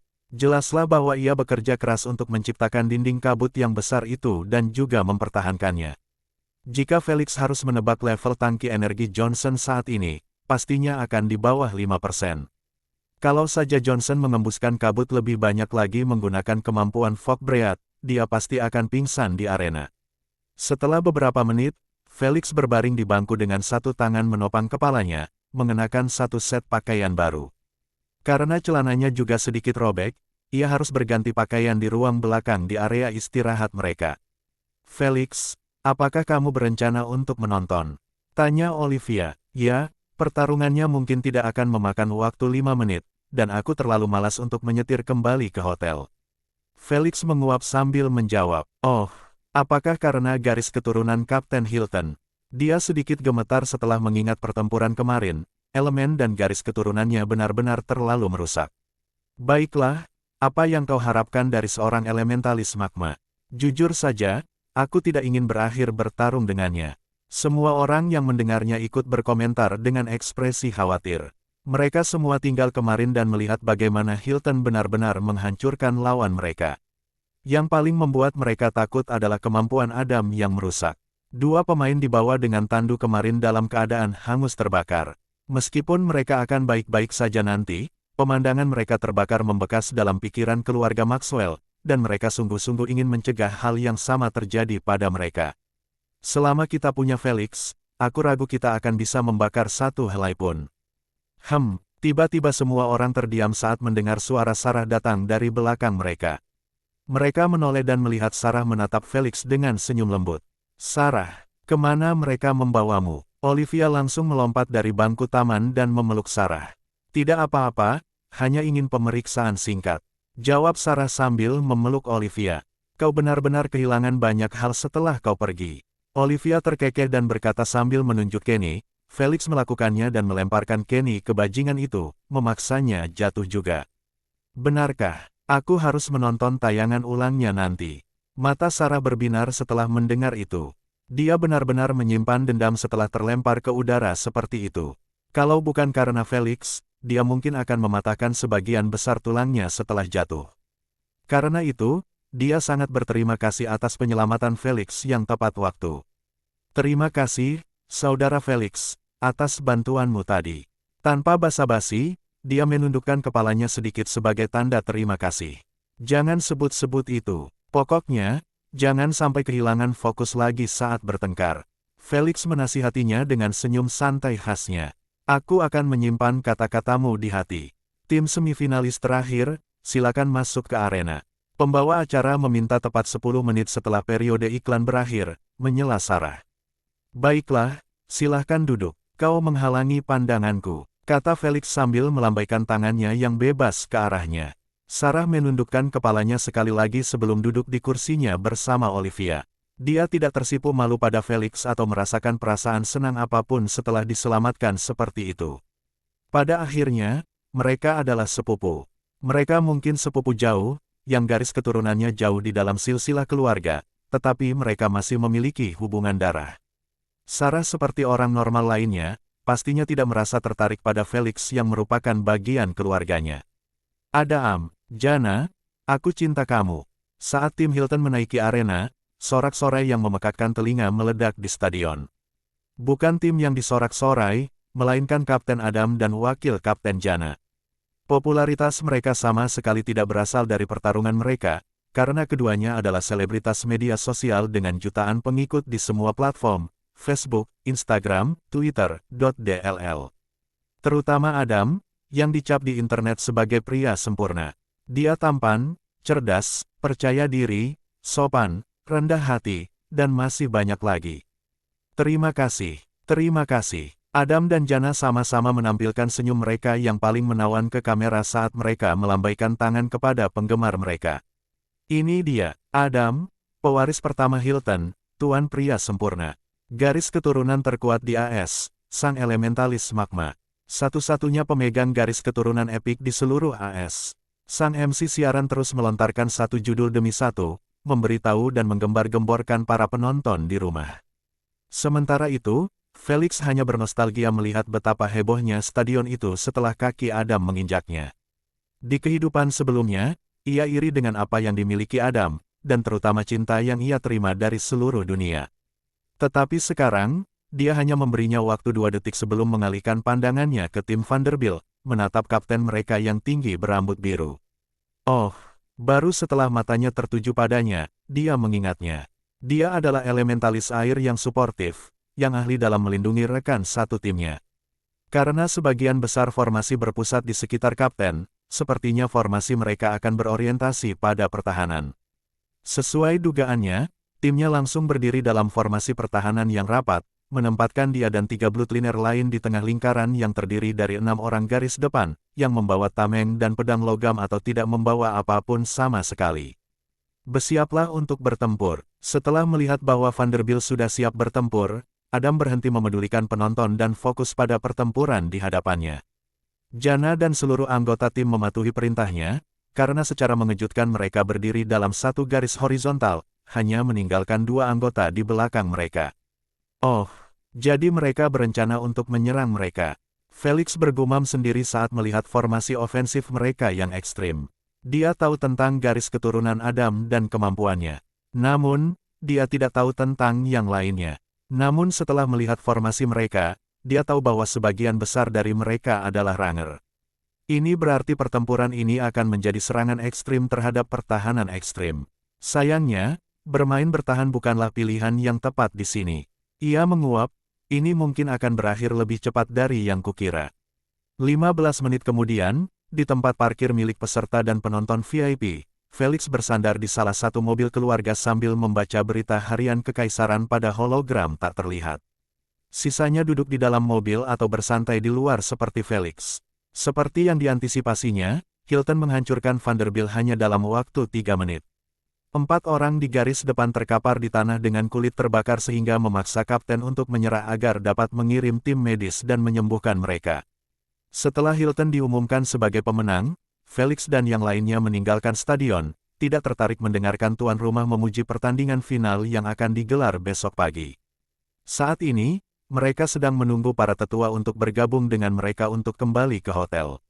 Melelahkan, setelah mendengar suara lift terbuka, semua anggota keluarga Maxwell menoleh, berharap melihat para tetua melangkah keluar. Sayangnya, ekspresi mereka tidak dapat menahan diri untuk tidak mengeras setelah melihat bahwa yang melangkah keluar adalah keluarga Hilton. Selamat siang, Adams menganggukkan kepalanya dengan sopan ke arah mereka. Meski begitu, dialah satu-satunya yang peduli untuk menyapa mereka sementara seluruh timnya menatap dengan pandangan merendahkan seperti yang ditunjukkan keluarga Maxwell. Di mata mereka, keluarga Maxwell bahkan lebih lemah daripada tim yang baru saja mereka hancurkan karena Vanderbilt dikenal memiliki pertahanan terbaik di turnamen tersebut. Artinya, final besok sudah di tangan. Itulah yang mereka yakini. Tidak, pasti. Selamat siang juga, Olivia, yang merupakan dirinya sendiri, tidak akan pernah membiarkan ucapan salam menggantung. Namun, yang lainnya hanya menganggukkan kepala kepada Adam dan berhenti memperhatikan mereka. Selama ini, Felix masih menundukkan kepalanya ke hologramnya, tidak menunjukkan sedikit pun rasa tertarik terhadap keluarga Hilton. Hal ini membuat sebagian dari mereka kesal, karena kapten mereka cukup rendah hati untuk menyambut mereka terlebih dahulu. Hal paling tidak yang dapat dilakukan Felix adalah menyambutnya kembali dengan hormat. Dasar bajingan sombong, Jana mendengus sambil berbalik, ayo pergi, tidak perlu membuang waktu kita untuk mereka. Semoga beruntung besok. Adam tersenyum menawan sekali lagi sebelum mengikuti Jana.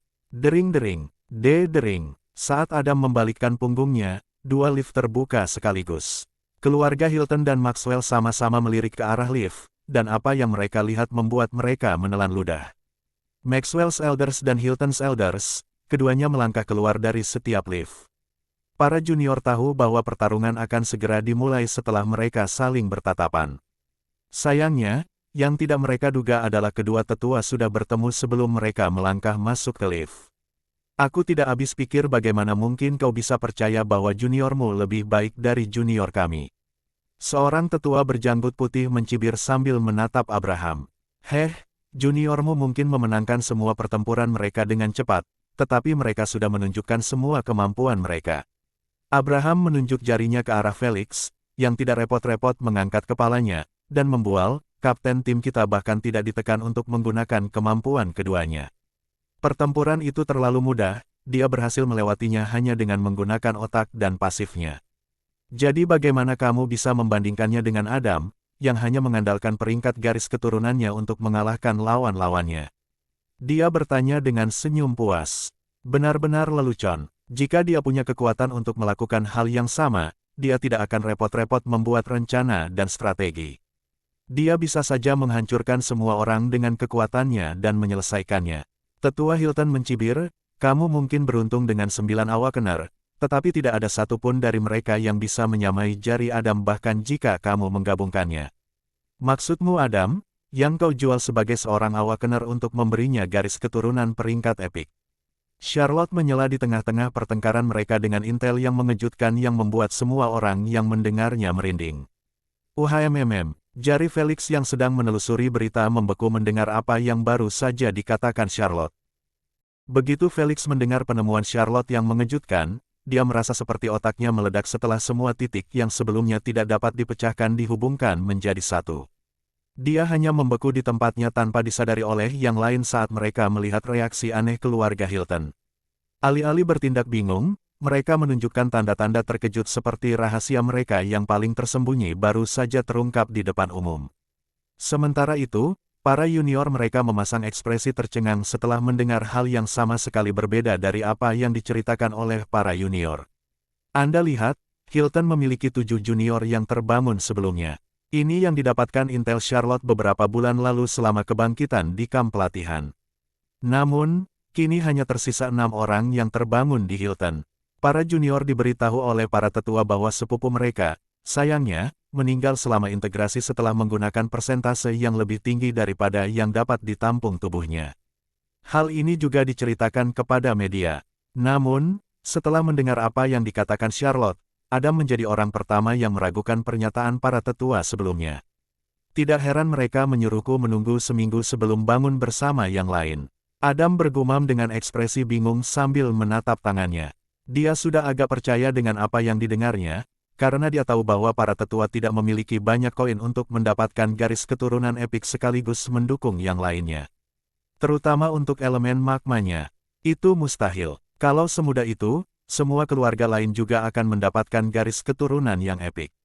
Jika kau tidak mengusulkan untuk mengubah aturan turnamen dengan menurunkan angka dari 10 menjadi 6, aku tidak akan tertarik untuk mengetahui apa yang terjadi pada awakener ke-7 di keluargamu. Lagi pula, mengetahui sifat serakahmu, kau seharusnya mengubah aturan dari 10 menjadi 7. Kata Charlotte sambil tersenyum dingin. Apakah yang dikatakannya itu benar? Felix, yang ekspresinya acuh tak acuh selama mereka berdebat, tidak dapat menahan diri untuk tidak berubah menjadi dingin saat dia bertanya. Matanya memancarkan niat membunuh yang kuat, para tetua biasa itu terpaksa mundur selangkah karena takut. Semua orang terkejut dengan tatapan Felix yang mengerikan.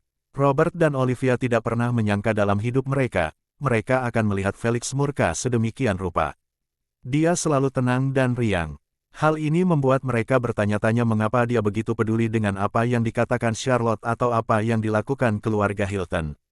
Berdasarkan karakternya yang malas, dia seharusnya mengabaikan apa yang sedang dibicarakan. Ketahui tempatmu, nak. Tetua berjanggut putih itu segera menenangkan diri dan berkata kepada Felix, bukankah para tetua mengajarkanmu sopan santun? Jangan mengalihkan topik pembicaraan dan jawab aku jika kau masih menghargai hidupmu. Celah-celah Felix yang dingin menipis hingga berubah menjadi tali lurus. Namun, yang paling membuat para tetua itu takut adalah dua bom kuning muda yang melayang di tangannya.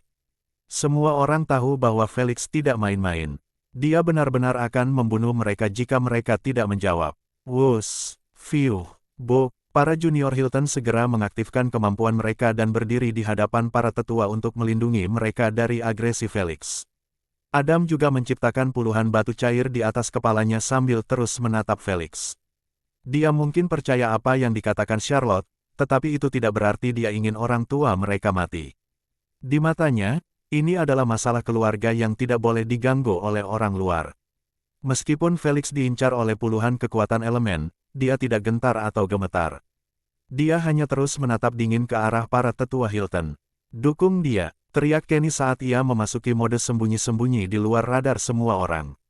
Anggota tim lainnya tidak membutuhkannya untuk mengatakannya, karena mereka sudah mengaktifkan kemampuan mereka. Ya Tuhan, gajiku tidak cukup untuk melakukan semua ini. Petugas keamanan yang hanya membawa pistol dan senter itu berjalan ke arah mereka dengan kaki gemetar ketakutan. Sebelumnya dia melihat mereka bertengkar dengan geli seperti anak kecil, tetapi setelah melihat kemampuan mereka muncul, senyum gelinya terhapus dari wajahnya. If, semuanya mundur atau aku akan memanggil bala bantuan. Dia tergagap saat mengancam mereka, mengarahkan senjatanya yang bergetar ke arah mereka. Melihat betapa tidak stabilnya dia membawa senjata, para tetua segera melerai, khawatir kalau dia tidak sengaja menembaki salah satu dari mereka. Minggirlah, biar kami yang urus masalah itu. Robert tersenyum ke arah Felix dan menasihatinya, fokus saja pada menghajar anak-anak mereka besok, bukan hari ini. Alih-alih menjawab, Felix menjentikkan jarinya dan bom-bom itu berubah menjadi partikel. Matanya kembali normal saat ia mengembuskan napas panjang melalui hidungnya. Senyum riang kembali tersungging di bibirnya saat dia menatap para tetua Hilton. Dia harus menahan diri karena luapan amarahnya sebelumnya benar-benar tidak pada tempatnya. Ditambah lagi, berdasarkan reaksi mereka, tampaknya mereka menjual botol darah yang sudah terbangun untuk mendapatkan botol darah yang epik bukanlah kebohongan. Dia sudah mendapatkan apa yang diinginkannya. Ingat baik-baik kata-kata itu, besok akan menjadi hari terburuk dalam hidupmu. Senyum tulusnya saat mengatakannya membuat bulu kuduk para junior dan senior Hilton merinding. Setelah selesai menyampaikan pendapatnya, Felix berbalik dan memasuki salah satu mobil. Begitu dia menutup pintu, semua orang menarik kembali kemampuan mereka, membuat petugas keamanan menghela napas lega. Jika kau tidak menunjukkan bukti atas tuduhan liarmu, kau harus siap menghadapi tuntutan hukum karena memfitnah keluarga terhormat kami. Tetua Hilton itu menatap tajam ke arah Charlotte sejenak sebelum melambaikan tangannya kepada anggota keluarganya. Ayo pergi, suasana perayaanku benar-benar hancur. Melihat dari jendela mobil, para tetua Hilton mengendarai mobil mereka dan berangkat. Felix merenung dalam-dalam. Aku tidak pernah menyangka organisasi Gamma telah mulai menyerang para pembangun planet bumi sedini ini. Organisasi Gamma, Asna bertanya dengan bingung. Lihatlah kenanganku selama setahun ke depan dan tahun-tahun setelahnya. Felix mendesah saat menjawab. Asna dengan cepat menelusuri periode waktu itu, ingin melihat originasi macam apa yang membuat Felix tertarik dan terutama marah. Beberapa detik kemudian, Asna berseru mengerti, pantas saja kau marah.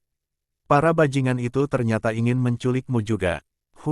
Kukira sebelumnya planet bumi masih tak terlihat oleh organisasi-organisasi itu, tapi siapa yang tahu kalau salah satu dari mereka, atau mungkin semuanya sudah bersembunyi di planet ini dan melakukan bisnis dengan kita selama berbulan-bulan sekarang. Felix tersenyum pahit sambil berkata, siapa yang tahu berapa banyak orang yang sudah diculik di balik bayangan dan dijual kepada mereka dalam beberapa bulan terakhir. Berita mengejutkan yang tiba-tiba ini benar-benar mengejutkan Felix. Dia selalu berjalan dengan sikap santai, tidak khawatir terhadap bahaya di alam semesta karena dia yakin bahwa planetnya masih berada di luar radar organisasi kriminal tersebut. Dia yakin bahwa meskipun koordinasi planet sudah dijual ke publik oleh Kerajaan Alexander, tak seorang pun benar-benar peduli untuk memeriksanya. Entah itu planet lain di kerajaan atau organisasi kriminal. Namun, semua itu berubah ketika penduduk bumi memainkan permainan pertama mereka dan kalah telak. Mereka menunjukkan kepada setiap organisasi kriminal bahwa mereka adalah sasaran empuk untuk diganggu, terutama saat mereka menyelidiki dan menyadari bahwa planet ini terbagi menjadi beberapa negara, yang masing-masing lebih mementingkan kepentingannya sendiri daripada kepentingan planet ini. Kalau saja mereka bersatu seperti beberapa planet, memperlakukan masing-masing planet seperti milik mereka sendiri, organisasi kriminal itu tidak akan peduli untuk memikirkan mereka. Sayangnya penduduk bumi tidak bersatu. Dengan demikian, 6 organisasi kriminal teratas di Kerajaan Alexander, mengirim pesawat luar angkasa mereka sendiri ke planet bumi, masing-masing di benua yang berbeda. Gamma Organization menguasai Amerika Utara. Itulah sebabnya Felix tahu nama organisasi yang menjalin kontak dengan Hilton. Organisasi lainnya tidak pernah menginjakkan kaki di wilayah orang lain setelah mereka membagi planet bumi di antara mereka. Meski begitu, membagi bumi di antara mereka secara verbal adalah satu hal, tetapi melakukan kegiatan kriminal di planet yang jelas merupakan bagian dari aliansi adalah hal lain. Terutama ketika kegiatan kriminal tersebut sebagian besar berupa penculikan. Tentu saja, mereka bukanlah orang yang melakukan perbuatan itu, karena mereka tidak akan pernah sanggup berurusan dengan anggota aliansi, tidak peduli seberapa lemahnya anggota tersebut. Namun, yang dapat mereka lakukan adalah menghubungi penduduk asli dan menjanjikan koin, gelang up, garis keturunan, dan sumber daya yang tidak pernah mereka impikan jika mereka berhasil menghidupkan kembali para pembangun itu sendiri. Hal ini mengimbangi kekacauan besar-besaran di setiap negara karena berbagai kelompok, geng, mafia, keluarga kaya, dan sebagainya yang memiliki senjata api menjadi liar dan mulai memburu para awakener. Mereka tidak perlu khawatir karena peluru masih efektif melawan Bloodliners di bawah tahap penggantian pertama. Artinya, hanya sekelompok orang biasa yang dapat berhasil menangkap seorang Bloodliner, yang tidak memiliki kemampuan bertahan maupun kemampuan melarikan diri. Bagian terbaiknya adalah bahwa organisasi kriminal tersebut benar-benar aman di bumi. Pesawat ruang angkasa mereka sepenuhnya tersembunyi dari radar Dewan dan baik aliansi maupun Ratu tidak punya alasan untuk ikut campur atau repot-repot membantu penderitaan penduduk bumi. Lagi pula, bukan masalah aliansi yang harus dipecahkan jika penduduk bumi serakah dan tak kenal ampun menculik orang-orangnya sendiri dan memperdagangkan mereka seperti mata uang dengan organisasi-organisasi tersebut. Hal ini membuat organisasi kriminal tersebut merasa seperti memiliki planet bumi. Tidak ada yang cukup kuat untuk melawan mereka di planet ini dan penduduk asli sendiri bekerja untuk mereka sebagai budak. Mereka hanya perlu melempar beberapa koin atau gelang up, dan bahkan rakyat jelata yang kurus dan lemah akan membeli pistol dan mempertaruhkan nyawanya untuk menculik seorang yang terbangun. Tanpa dikatakan, pada masa itu, Felix dan para awakener lainnya di seluruh dunia, menjalani hari-harinya dalam ketakutan, tidak berani meninggalkan rumah mereka maupun perkemahan umum.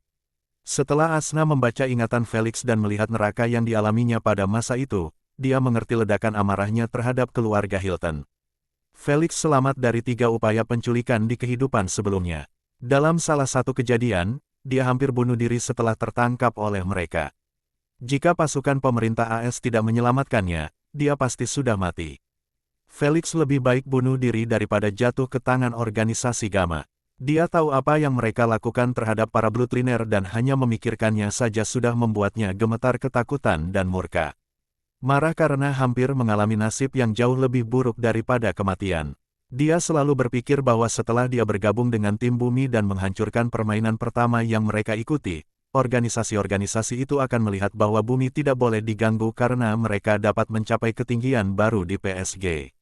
Namun, setelah mengetahui bahwa organisasi yang bertanggung jawab atas upaya penculikannya saat ini bersembunyi di Amerika Utara selama berbulan-bulan, ia tahu bahwa kekacauan yang terjadi di kehidupan sebelumnya pasti akan terulang di alur waktu ini.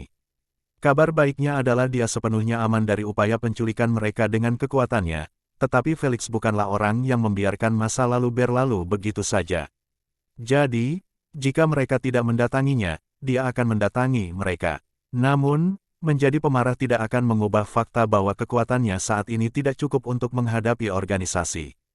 Dia tahu bahwa sebelum mencoba mendekati mereka, dia perlu meningkatkan kekuatannya sebanyak yang dia bisa.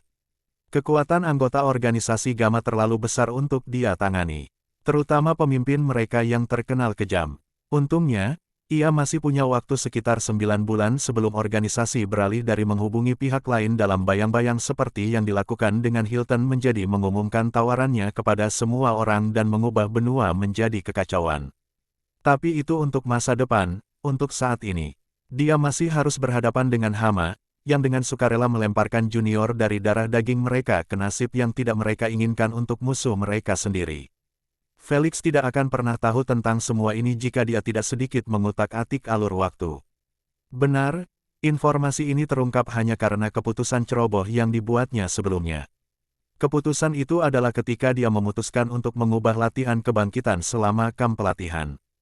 Karena itu, keluarga itu mendapat 9 awakener. Hal ini membuat keluarga Hilton mengusulkan kepada keluarga lain untuk melakukan protes dengan mengubah peraturan turnamen, memaksa tim keluarga dari membawa 10 menjadi hanya 6. Ketika hal ini terjadi, Charlotte menggunakan sumber daya intelnya dan menemukan bahwa pembangkit tenaga listrik ke-7 di Hiltons tidak benar-benar mati seperti yang mereka klaim, tetapi mereka menjualnya kepada organisasi Gamma, yang telah berhubungan dengan Hiltons selama berbulan-bulan. Felix tidak tahu bagaimana tepatnya dia mencapai hal itu, tetapi fakta bahwa dia berhasil mengetahui tentang kesepakatan keluarga dengan organisasi yang terjadi beberapa bulan yang lalu, merupakan pencapaian yang solid di matanya. Semua perubahan itu terjadi dari satu pikiran yang tidak masuk akal. Inilah arti sebenarnya dari efek kupu-kupu. Aku akan membuatmu menyesal pada hari saat kau menerima tawaran mereka. Dengan perasaan muak, Felix menyipitkan matanya ke arah mobil terakhir mereka yang melaju kencang menjauh. Selamat pagi Amerika, dan selamat datang di babak final National Team Battle. Suara pembawa acara streaming bergema di hampir setiap layar di Amerika, baik di dalam maupun di luar ruangan seperti di pusat kota New York. Seluruh negeri berhenti bekerja hanya untuk menyaksikan pertempuran terakhir. Namun, bukan hanya mereka yang menonton karena seluruh dunia juga sedang menonton. Sementara itu, layar menunjukkan kedua tim finalis saling berhadapan di arena. Jarak mereka hanya sekitar 2 meter karena mereka terus menatap mata satu sama lain. Juru kamera menyorot wajah mereka dan melihat bahwa sebagian besar Hilton melotot tajam ke arah Felix. Bahkan para penonton tahu bahwa ada sesuatu yang terjadi di antara kedua tim itu. Sementara itu Felix memasang ekspresi acuh tak acuh saat ia terus bermandikan tatapan tajam itu. Silakan berjabat tangan dan kembali ke sisi arena masing-masing. Tuan rumah yang berdiri di dekat mereka meminta dengan sopan. Sayangnya, saat kedua tim mendengar bagian kedua, mereka berbalik dan pergi. Berjabat tangan, lucu sekali, mereka menahan diri untuk tidak melanjutkan apa yang mereka tinggalkan kemarin. Para tetua dari kedua keluarga, yang duduk bersama dalam satu ruang VIP besar bersama Tuan Jones, gubernur, dan terakhir Presiden AS, merasa sedikit malu dengan tatapan aneh yang mereka terima dari para petinggi berwibawa itu. Kalau saja mereka tidak hampir terlibat perkelahian besar di parkiran, mungkin para junior akan berjabat tangan layaknya pria sejati daripada bersikap tidak sopan di hadapan presiden. Meski begitu, tak seorang pun bicara di ruangan itu atau menceritakan apa yang terjadi. Mereka hanya terus menonton dan mendengarkan sang pemandu acara mengagungkan pertempuran ini. Apakah kamu benar-benar tidak membutuhkan bantuan kami? Tanya Olivia dengan ekspresi khawatir. Tidak, Felix menunjuk jarinya ke tepi arena dan berkata, tenanglah sebentar, pertarungan akan segera berakhir. Meski begitu, tak seorang pun rekan satu timnya yang beranjak dari posisinya, kecuali Noah yang menganggukkan kepala dan beranjak duduk di tempat yang ditunjuk Felix. Tak bisa berkata apa-apa, seluruh anggota tim menatapnya, tidak tahu apakah dia memang begitu percaya diri dengan kekuatan Felix untuk melaksanakan apa yang dikatakannya kemarin atau dia memang tidak berminat berdebat dengan Felix. Baiklah pergilah. Pertarungan akan segera dimulai. Felix mematahkan lehernya dengan satu tangan sambil melambaikan tangan lainnya ke arah mereka. Olivia dan yang lainnya saling bertatapan sesaat sebelum mendesah dan mengikuti jejak Noah yang duduk tepat di sebelahnya. Mereka tidak ingin meninggalkan arena, jadi jika Felix dalam keadaan darurat, mereka akan segera menyediakan bantuan. Aku tidak tahu kenapa dia jadi marah setelah mendengar apa yang dikatakan tetua Charlotte. Sarah menatap punggung Felix dan bertanya, apakah dia menceritakannya kepada kalian? Semua orang menggelengkan kepala, kecuali Olivia yang mengangkat tangannya dan berkata, kemarin dia bilang padaku untuk tidak keluar tanpa pengawal. Dia memiringkan kepalanya, dia tidak menjelaskan alasannya, tapi dia cukup serius dalam peringatannya. Semua orang yang ada di sana memasang ekspresi serius setelah mendengar itu. Mereka tahu bahwa Felix peduli pada Olivia dan memperlakukannya seperti adik perempuannya. Jadi, jika Felix khawatir tentang keselamatan Olivia di luar, mereka juga harus khawatir tentang keselamatan mereka. Ketika mereka membicarakan hal-hal yang sama sekali tidak berhubungan dengan final, para penonton, tokoh-tokoh berwenang, para tetua, dan akhirnya para Hilton semua menatap mereka dengan ekspresi cemas, tidak tahu bagaimana harus bereaksi terhadap formasi pertempuran mereka. Felix berdiri sendirian dengan kedua tangan di saku jaketnya, sementara anggota tim lainnya bersantai di belakangnya dan mengobrol bebas seperti berada di taman umum. Tuan Robert, tolong jelaskan apa yang sedang dilakukan cucu Anda. Tanya Hilton Elder berjanggut putih dengan maksud yang jelas untuk mempermalukan keluarga Maxwell di hadapan Presiden. Saya juga penasaran, kata Presiden sambil tersenyum. Haha, betapapun inginnya aku mengatakannya, aku tidak ingin merusak kesenangan ini. Robert tertawa dengan keringat dingin membasahi punggungnya. Dia, seperti semua orang di ruangan itu, sama sekali tidak tahu apa yang sedang direncanakan Felix. Begitukah? Tetua Hilton hanya mencibir dan tidak menyebutkannya lagi. Hitungan mundur hampir mencapai 0, menandai dimulainya pertempuran. Sang tetua tahu bahwa tidak ada tamparan yang lebih baik bagi kepercayaan diri Robert selain menyaksikan dengan mata kepalanya sendiri bagaimana juniornya melumpuhkan Felix atau bahkan membunuhnya. Pertempuran, sial baginya, saat pertarungan dimulai, para junior Hilton tidak menyerbu Felix seperti yang diharapkannya tetapi berdiri di posisi mereka dan tidak melakukan apapun selain melotot ke arah Felix. Tidak ikut, aku tak apa, tak peduli dengan kurangnya dorongan mereka, Felix berjalan ke arah mereka selangkah demi selangkah dengan langkah yang tidak tergesa-gesa. Kalaupun mereka tidak mendatanginya, dia tidak memiliki masalah untuk mendatangi mereka. Dia benar-benar datang, seru Jana tak percaya, sudah ku bilang begitu. Adam tersenyum dan memberi perintah, aktifkan kemampuan kalian dan pertahankan posisi kalian. Saat dia mencapai ketinggian 15 meter, bombardir dia dengan segalanya. Dia mengingatkan mereka, jangan lupa menahan napas setelah dia menciptakan bom-bom itu. Ya, senang dengan gagasan untuk melampiaskan amarah mereka pada Felix, semua orang mengaktifkan kemampuan mereka dan memegangnya di tangan mereka atau membuatnya melayang di atas kepala mereka.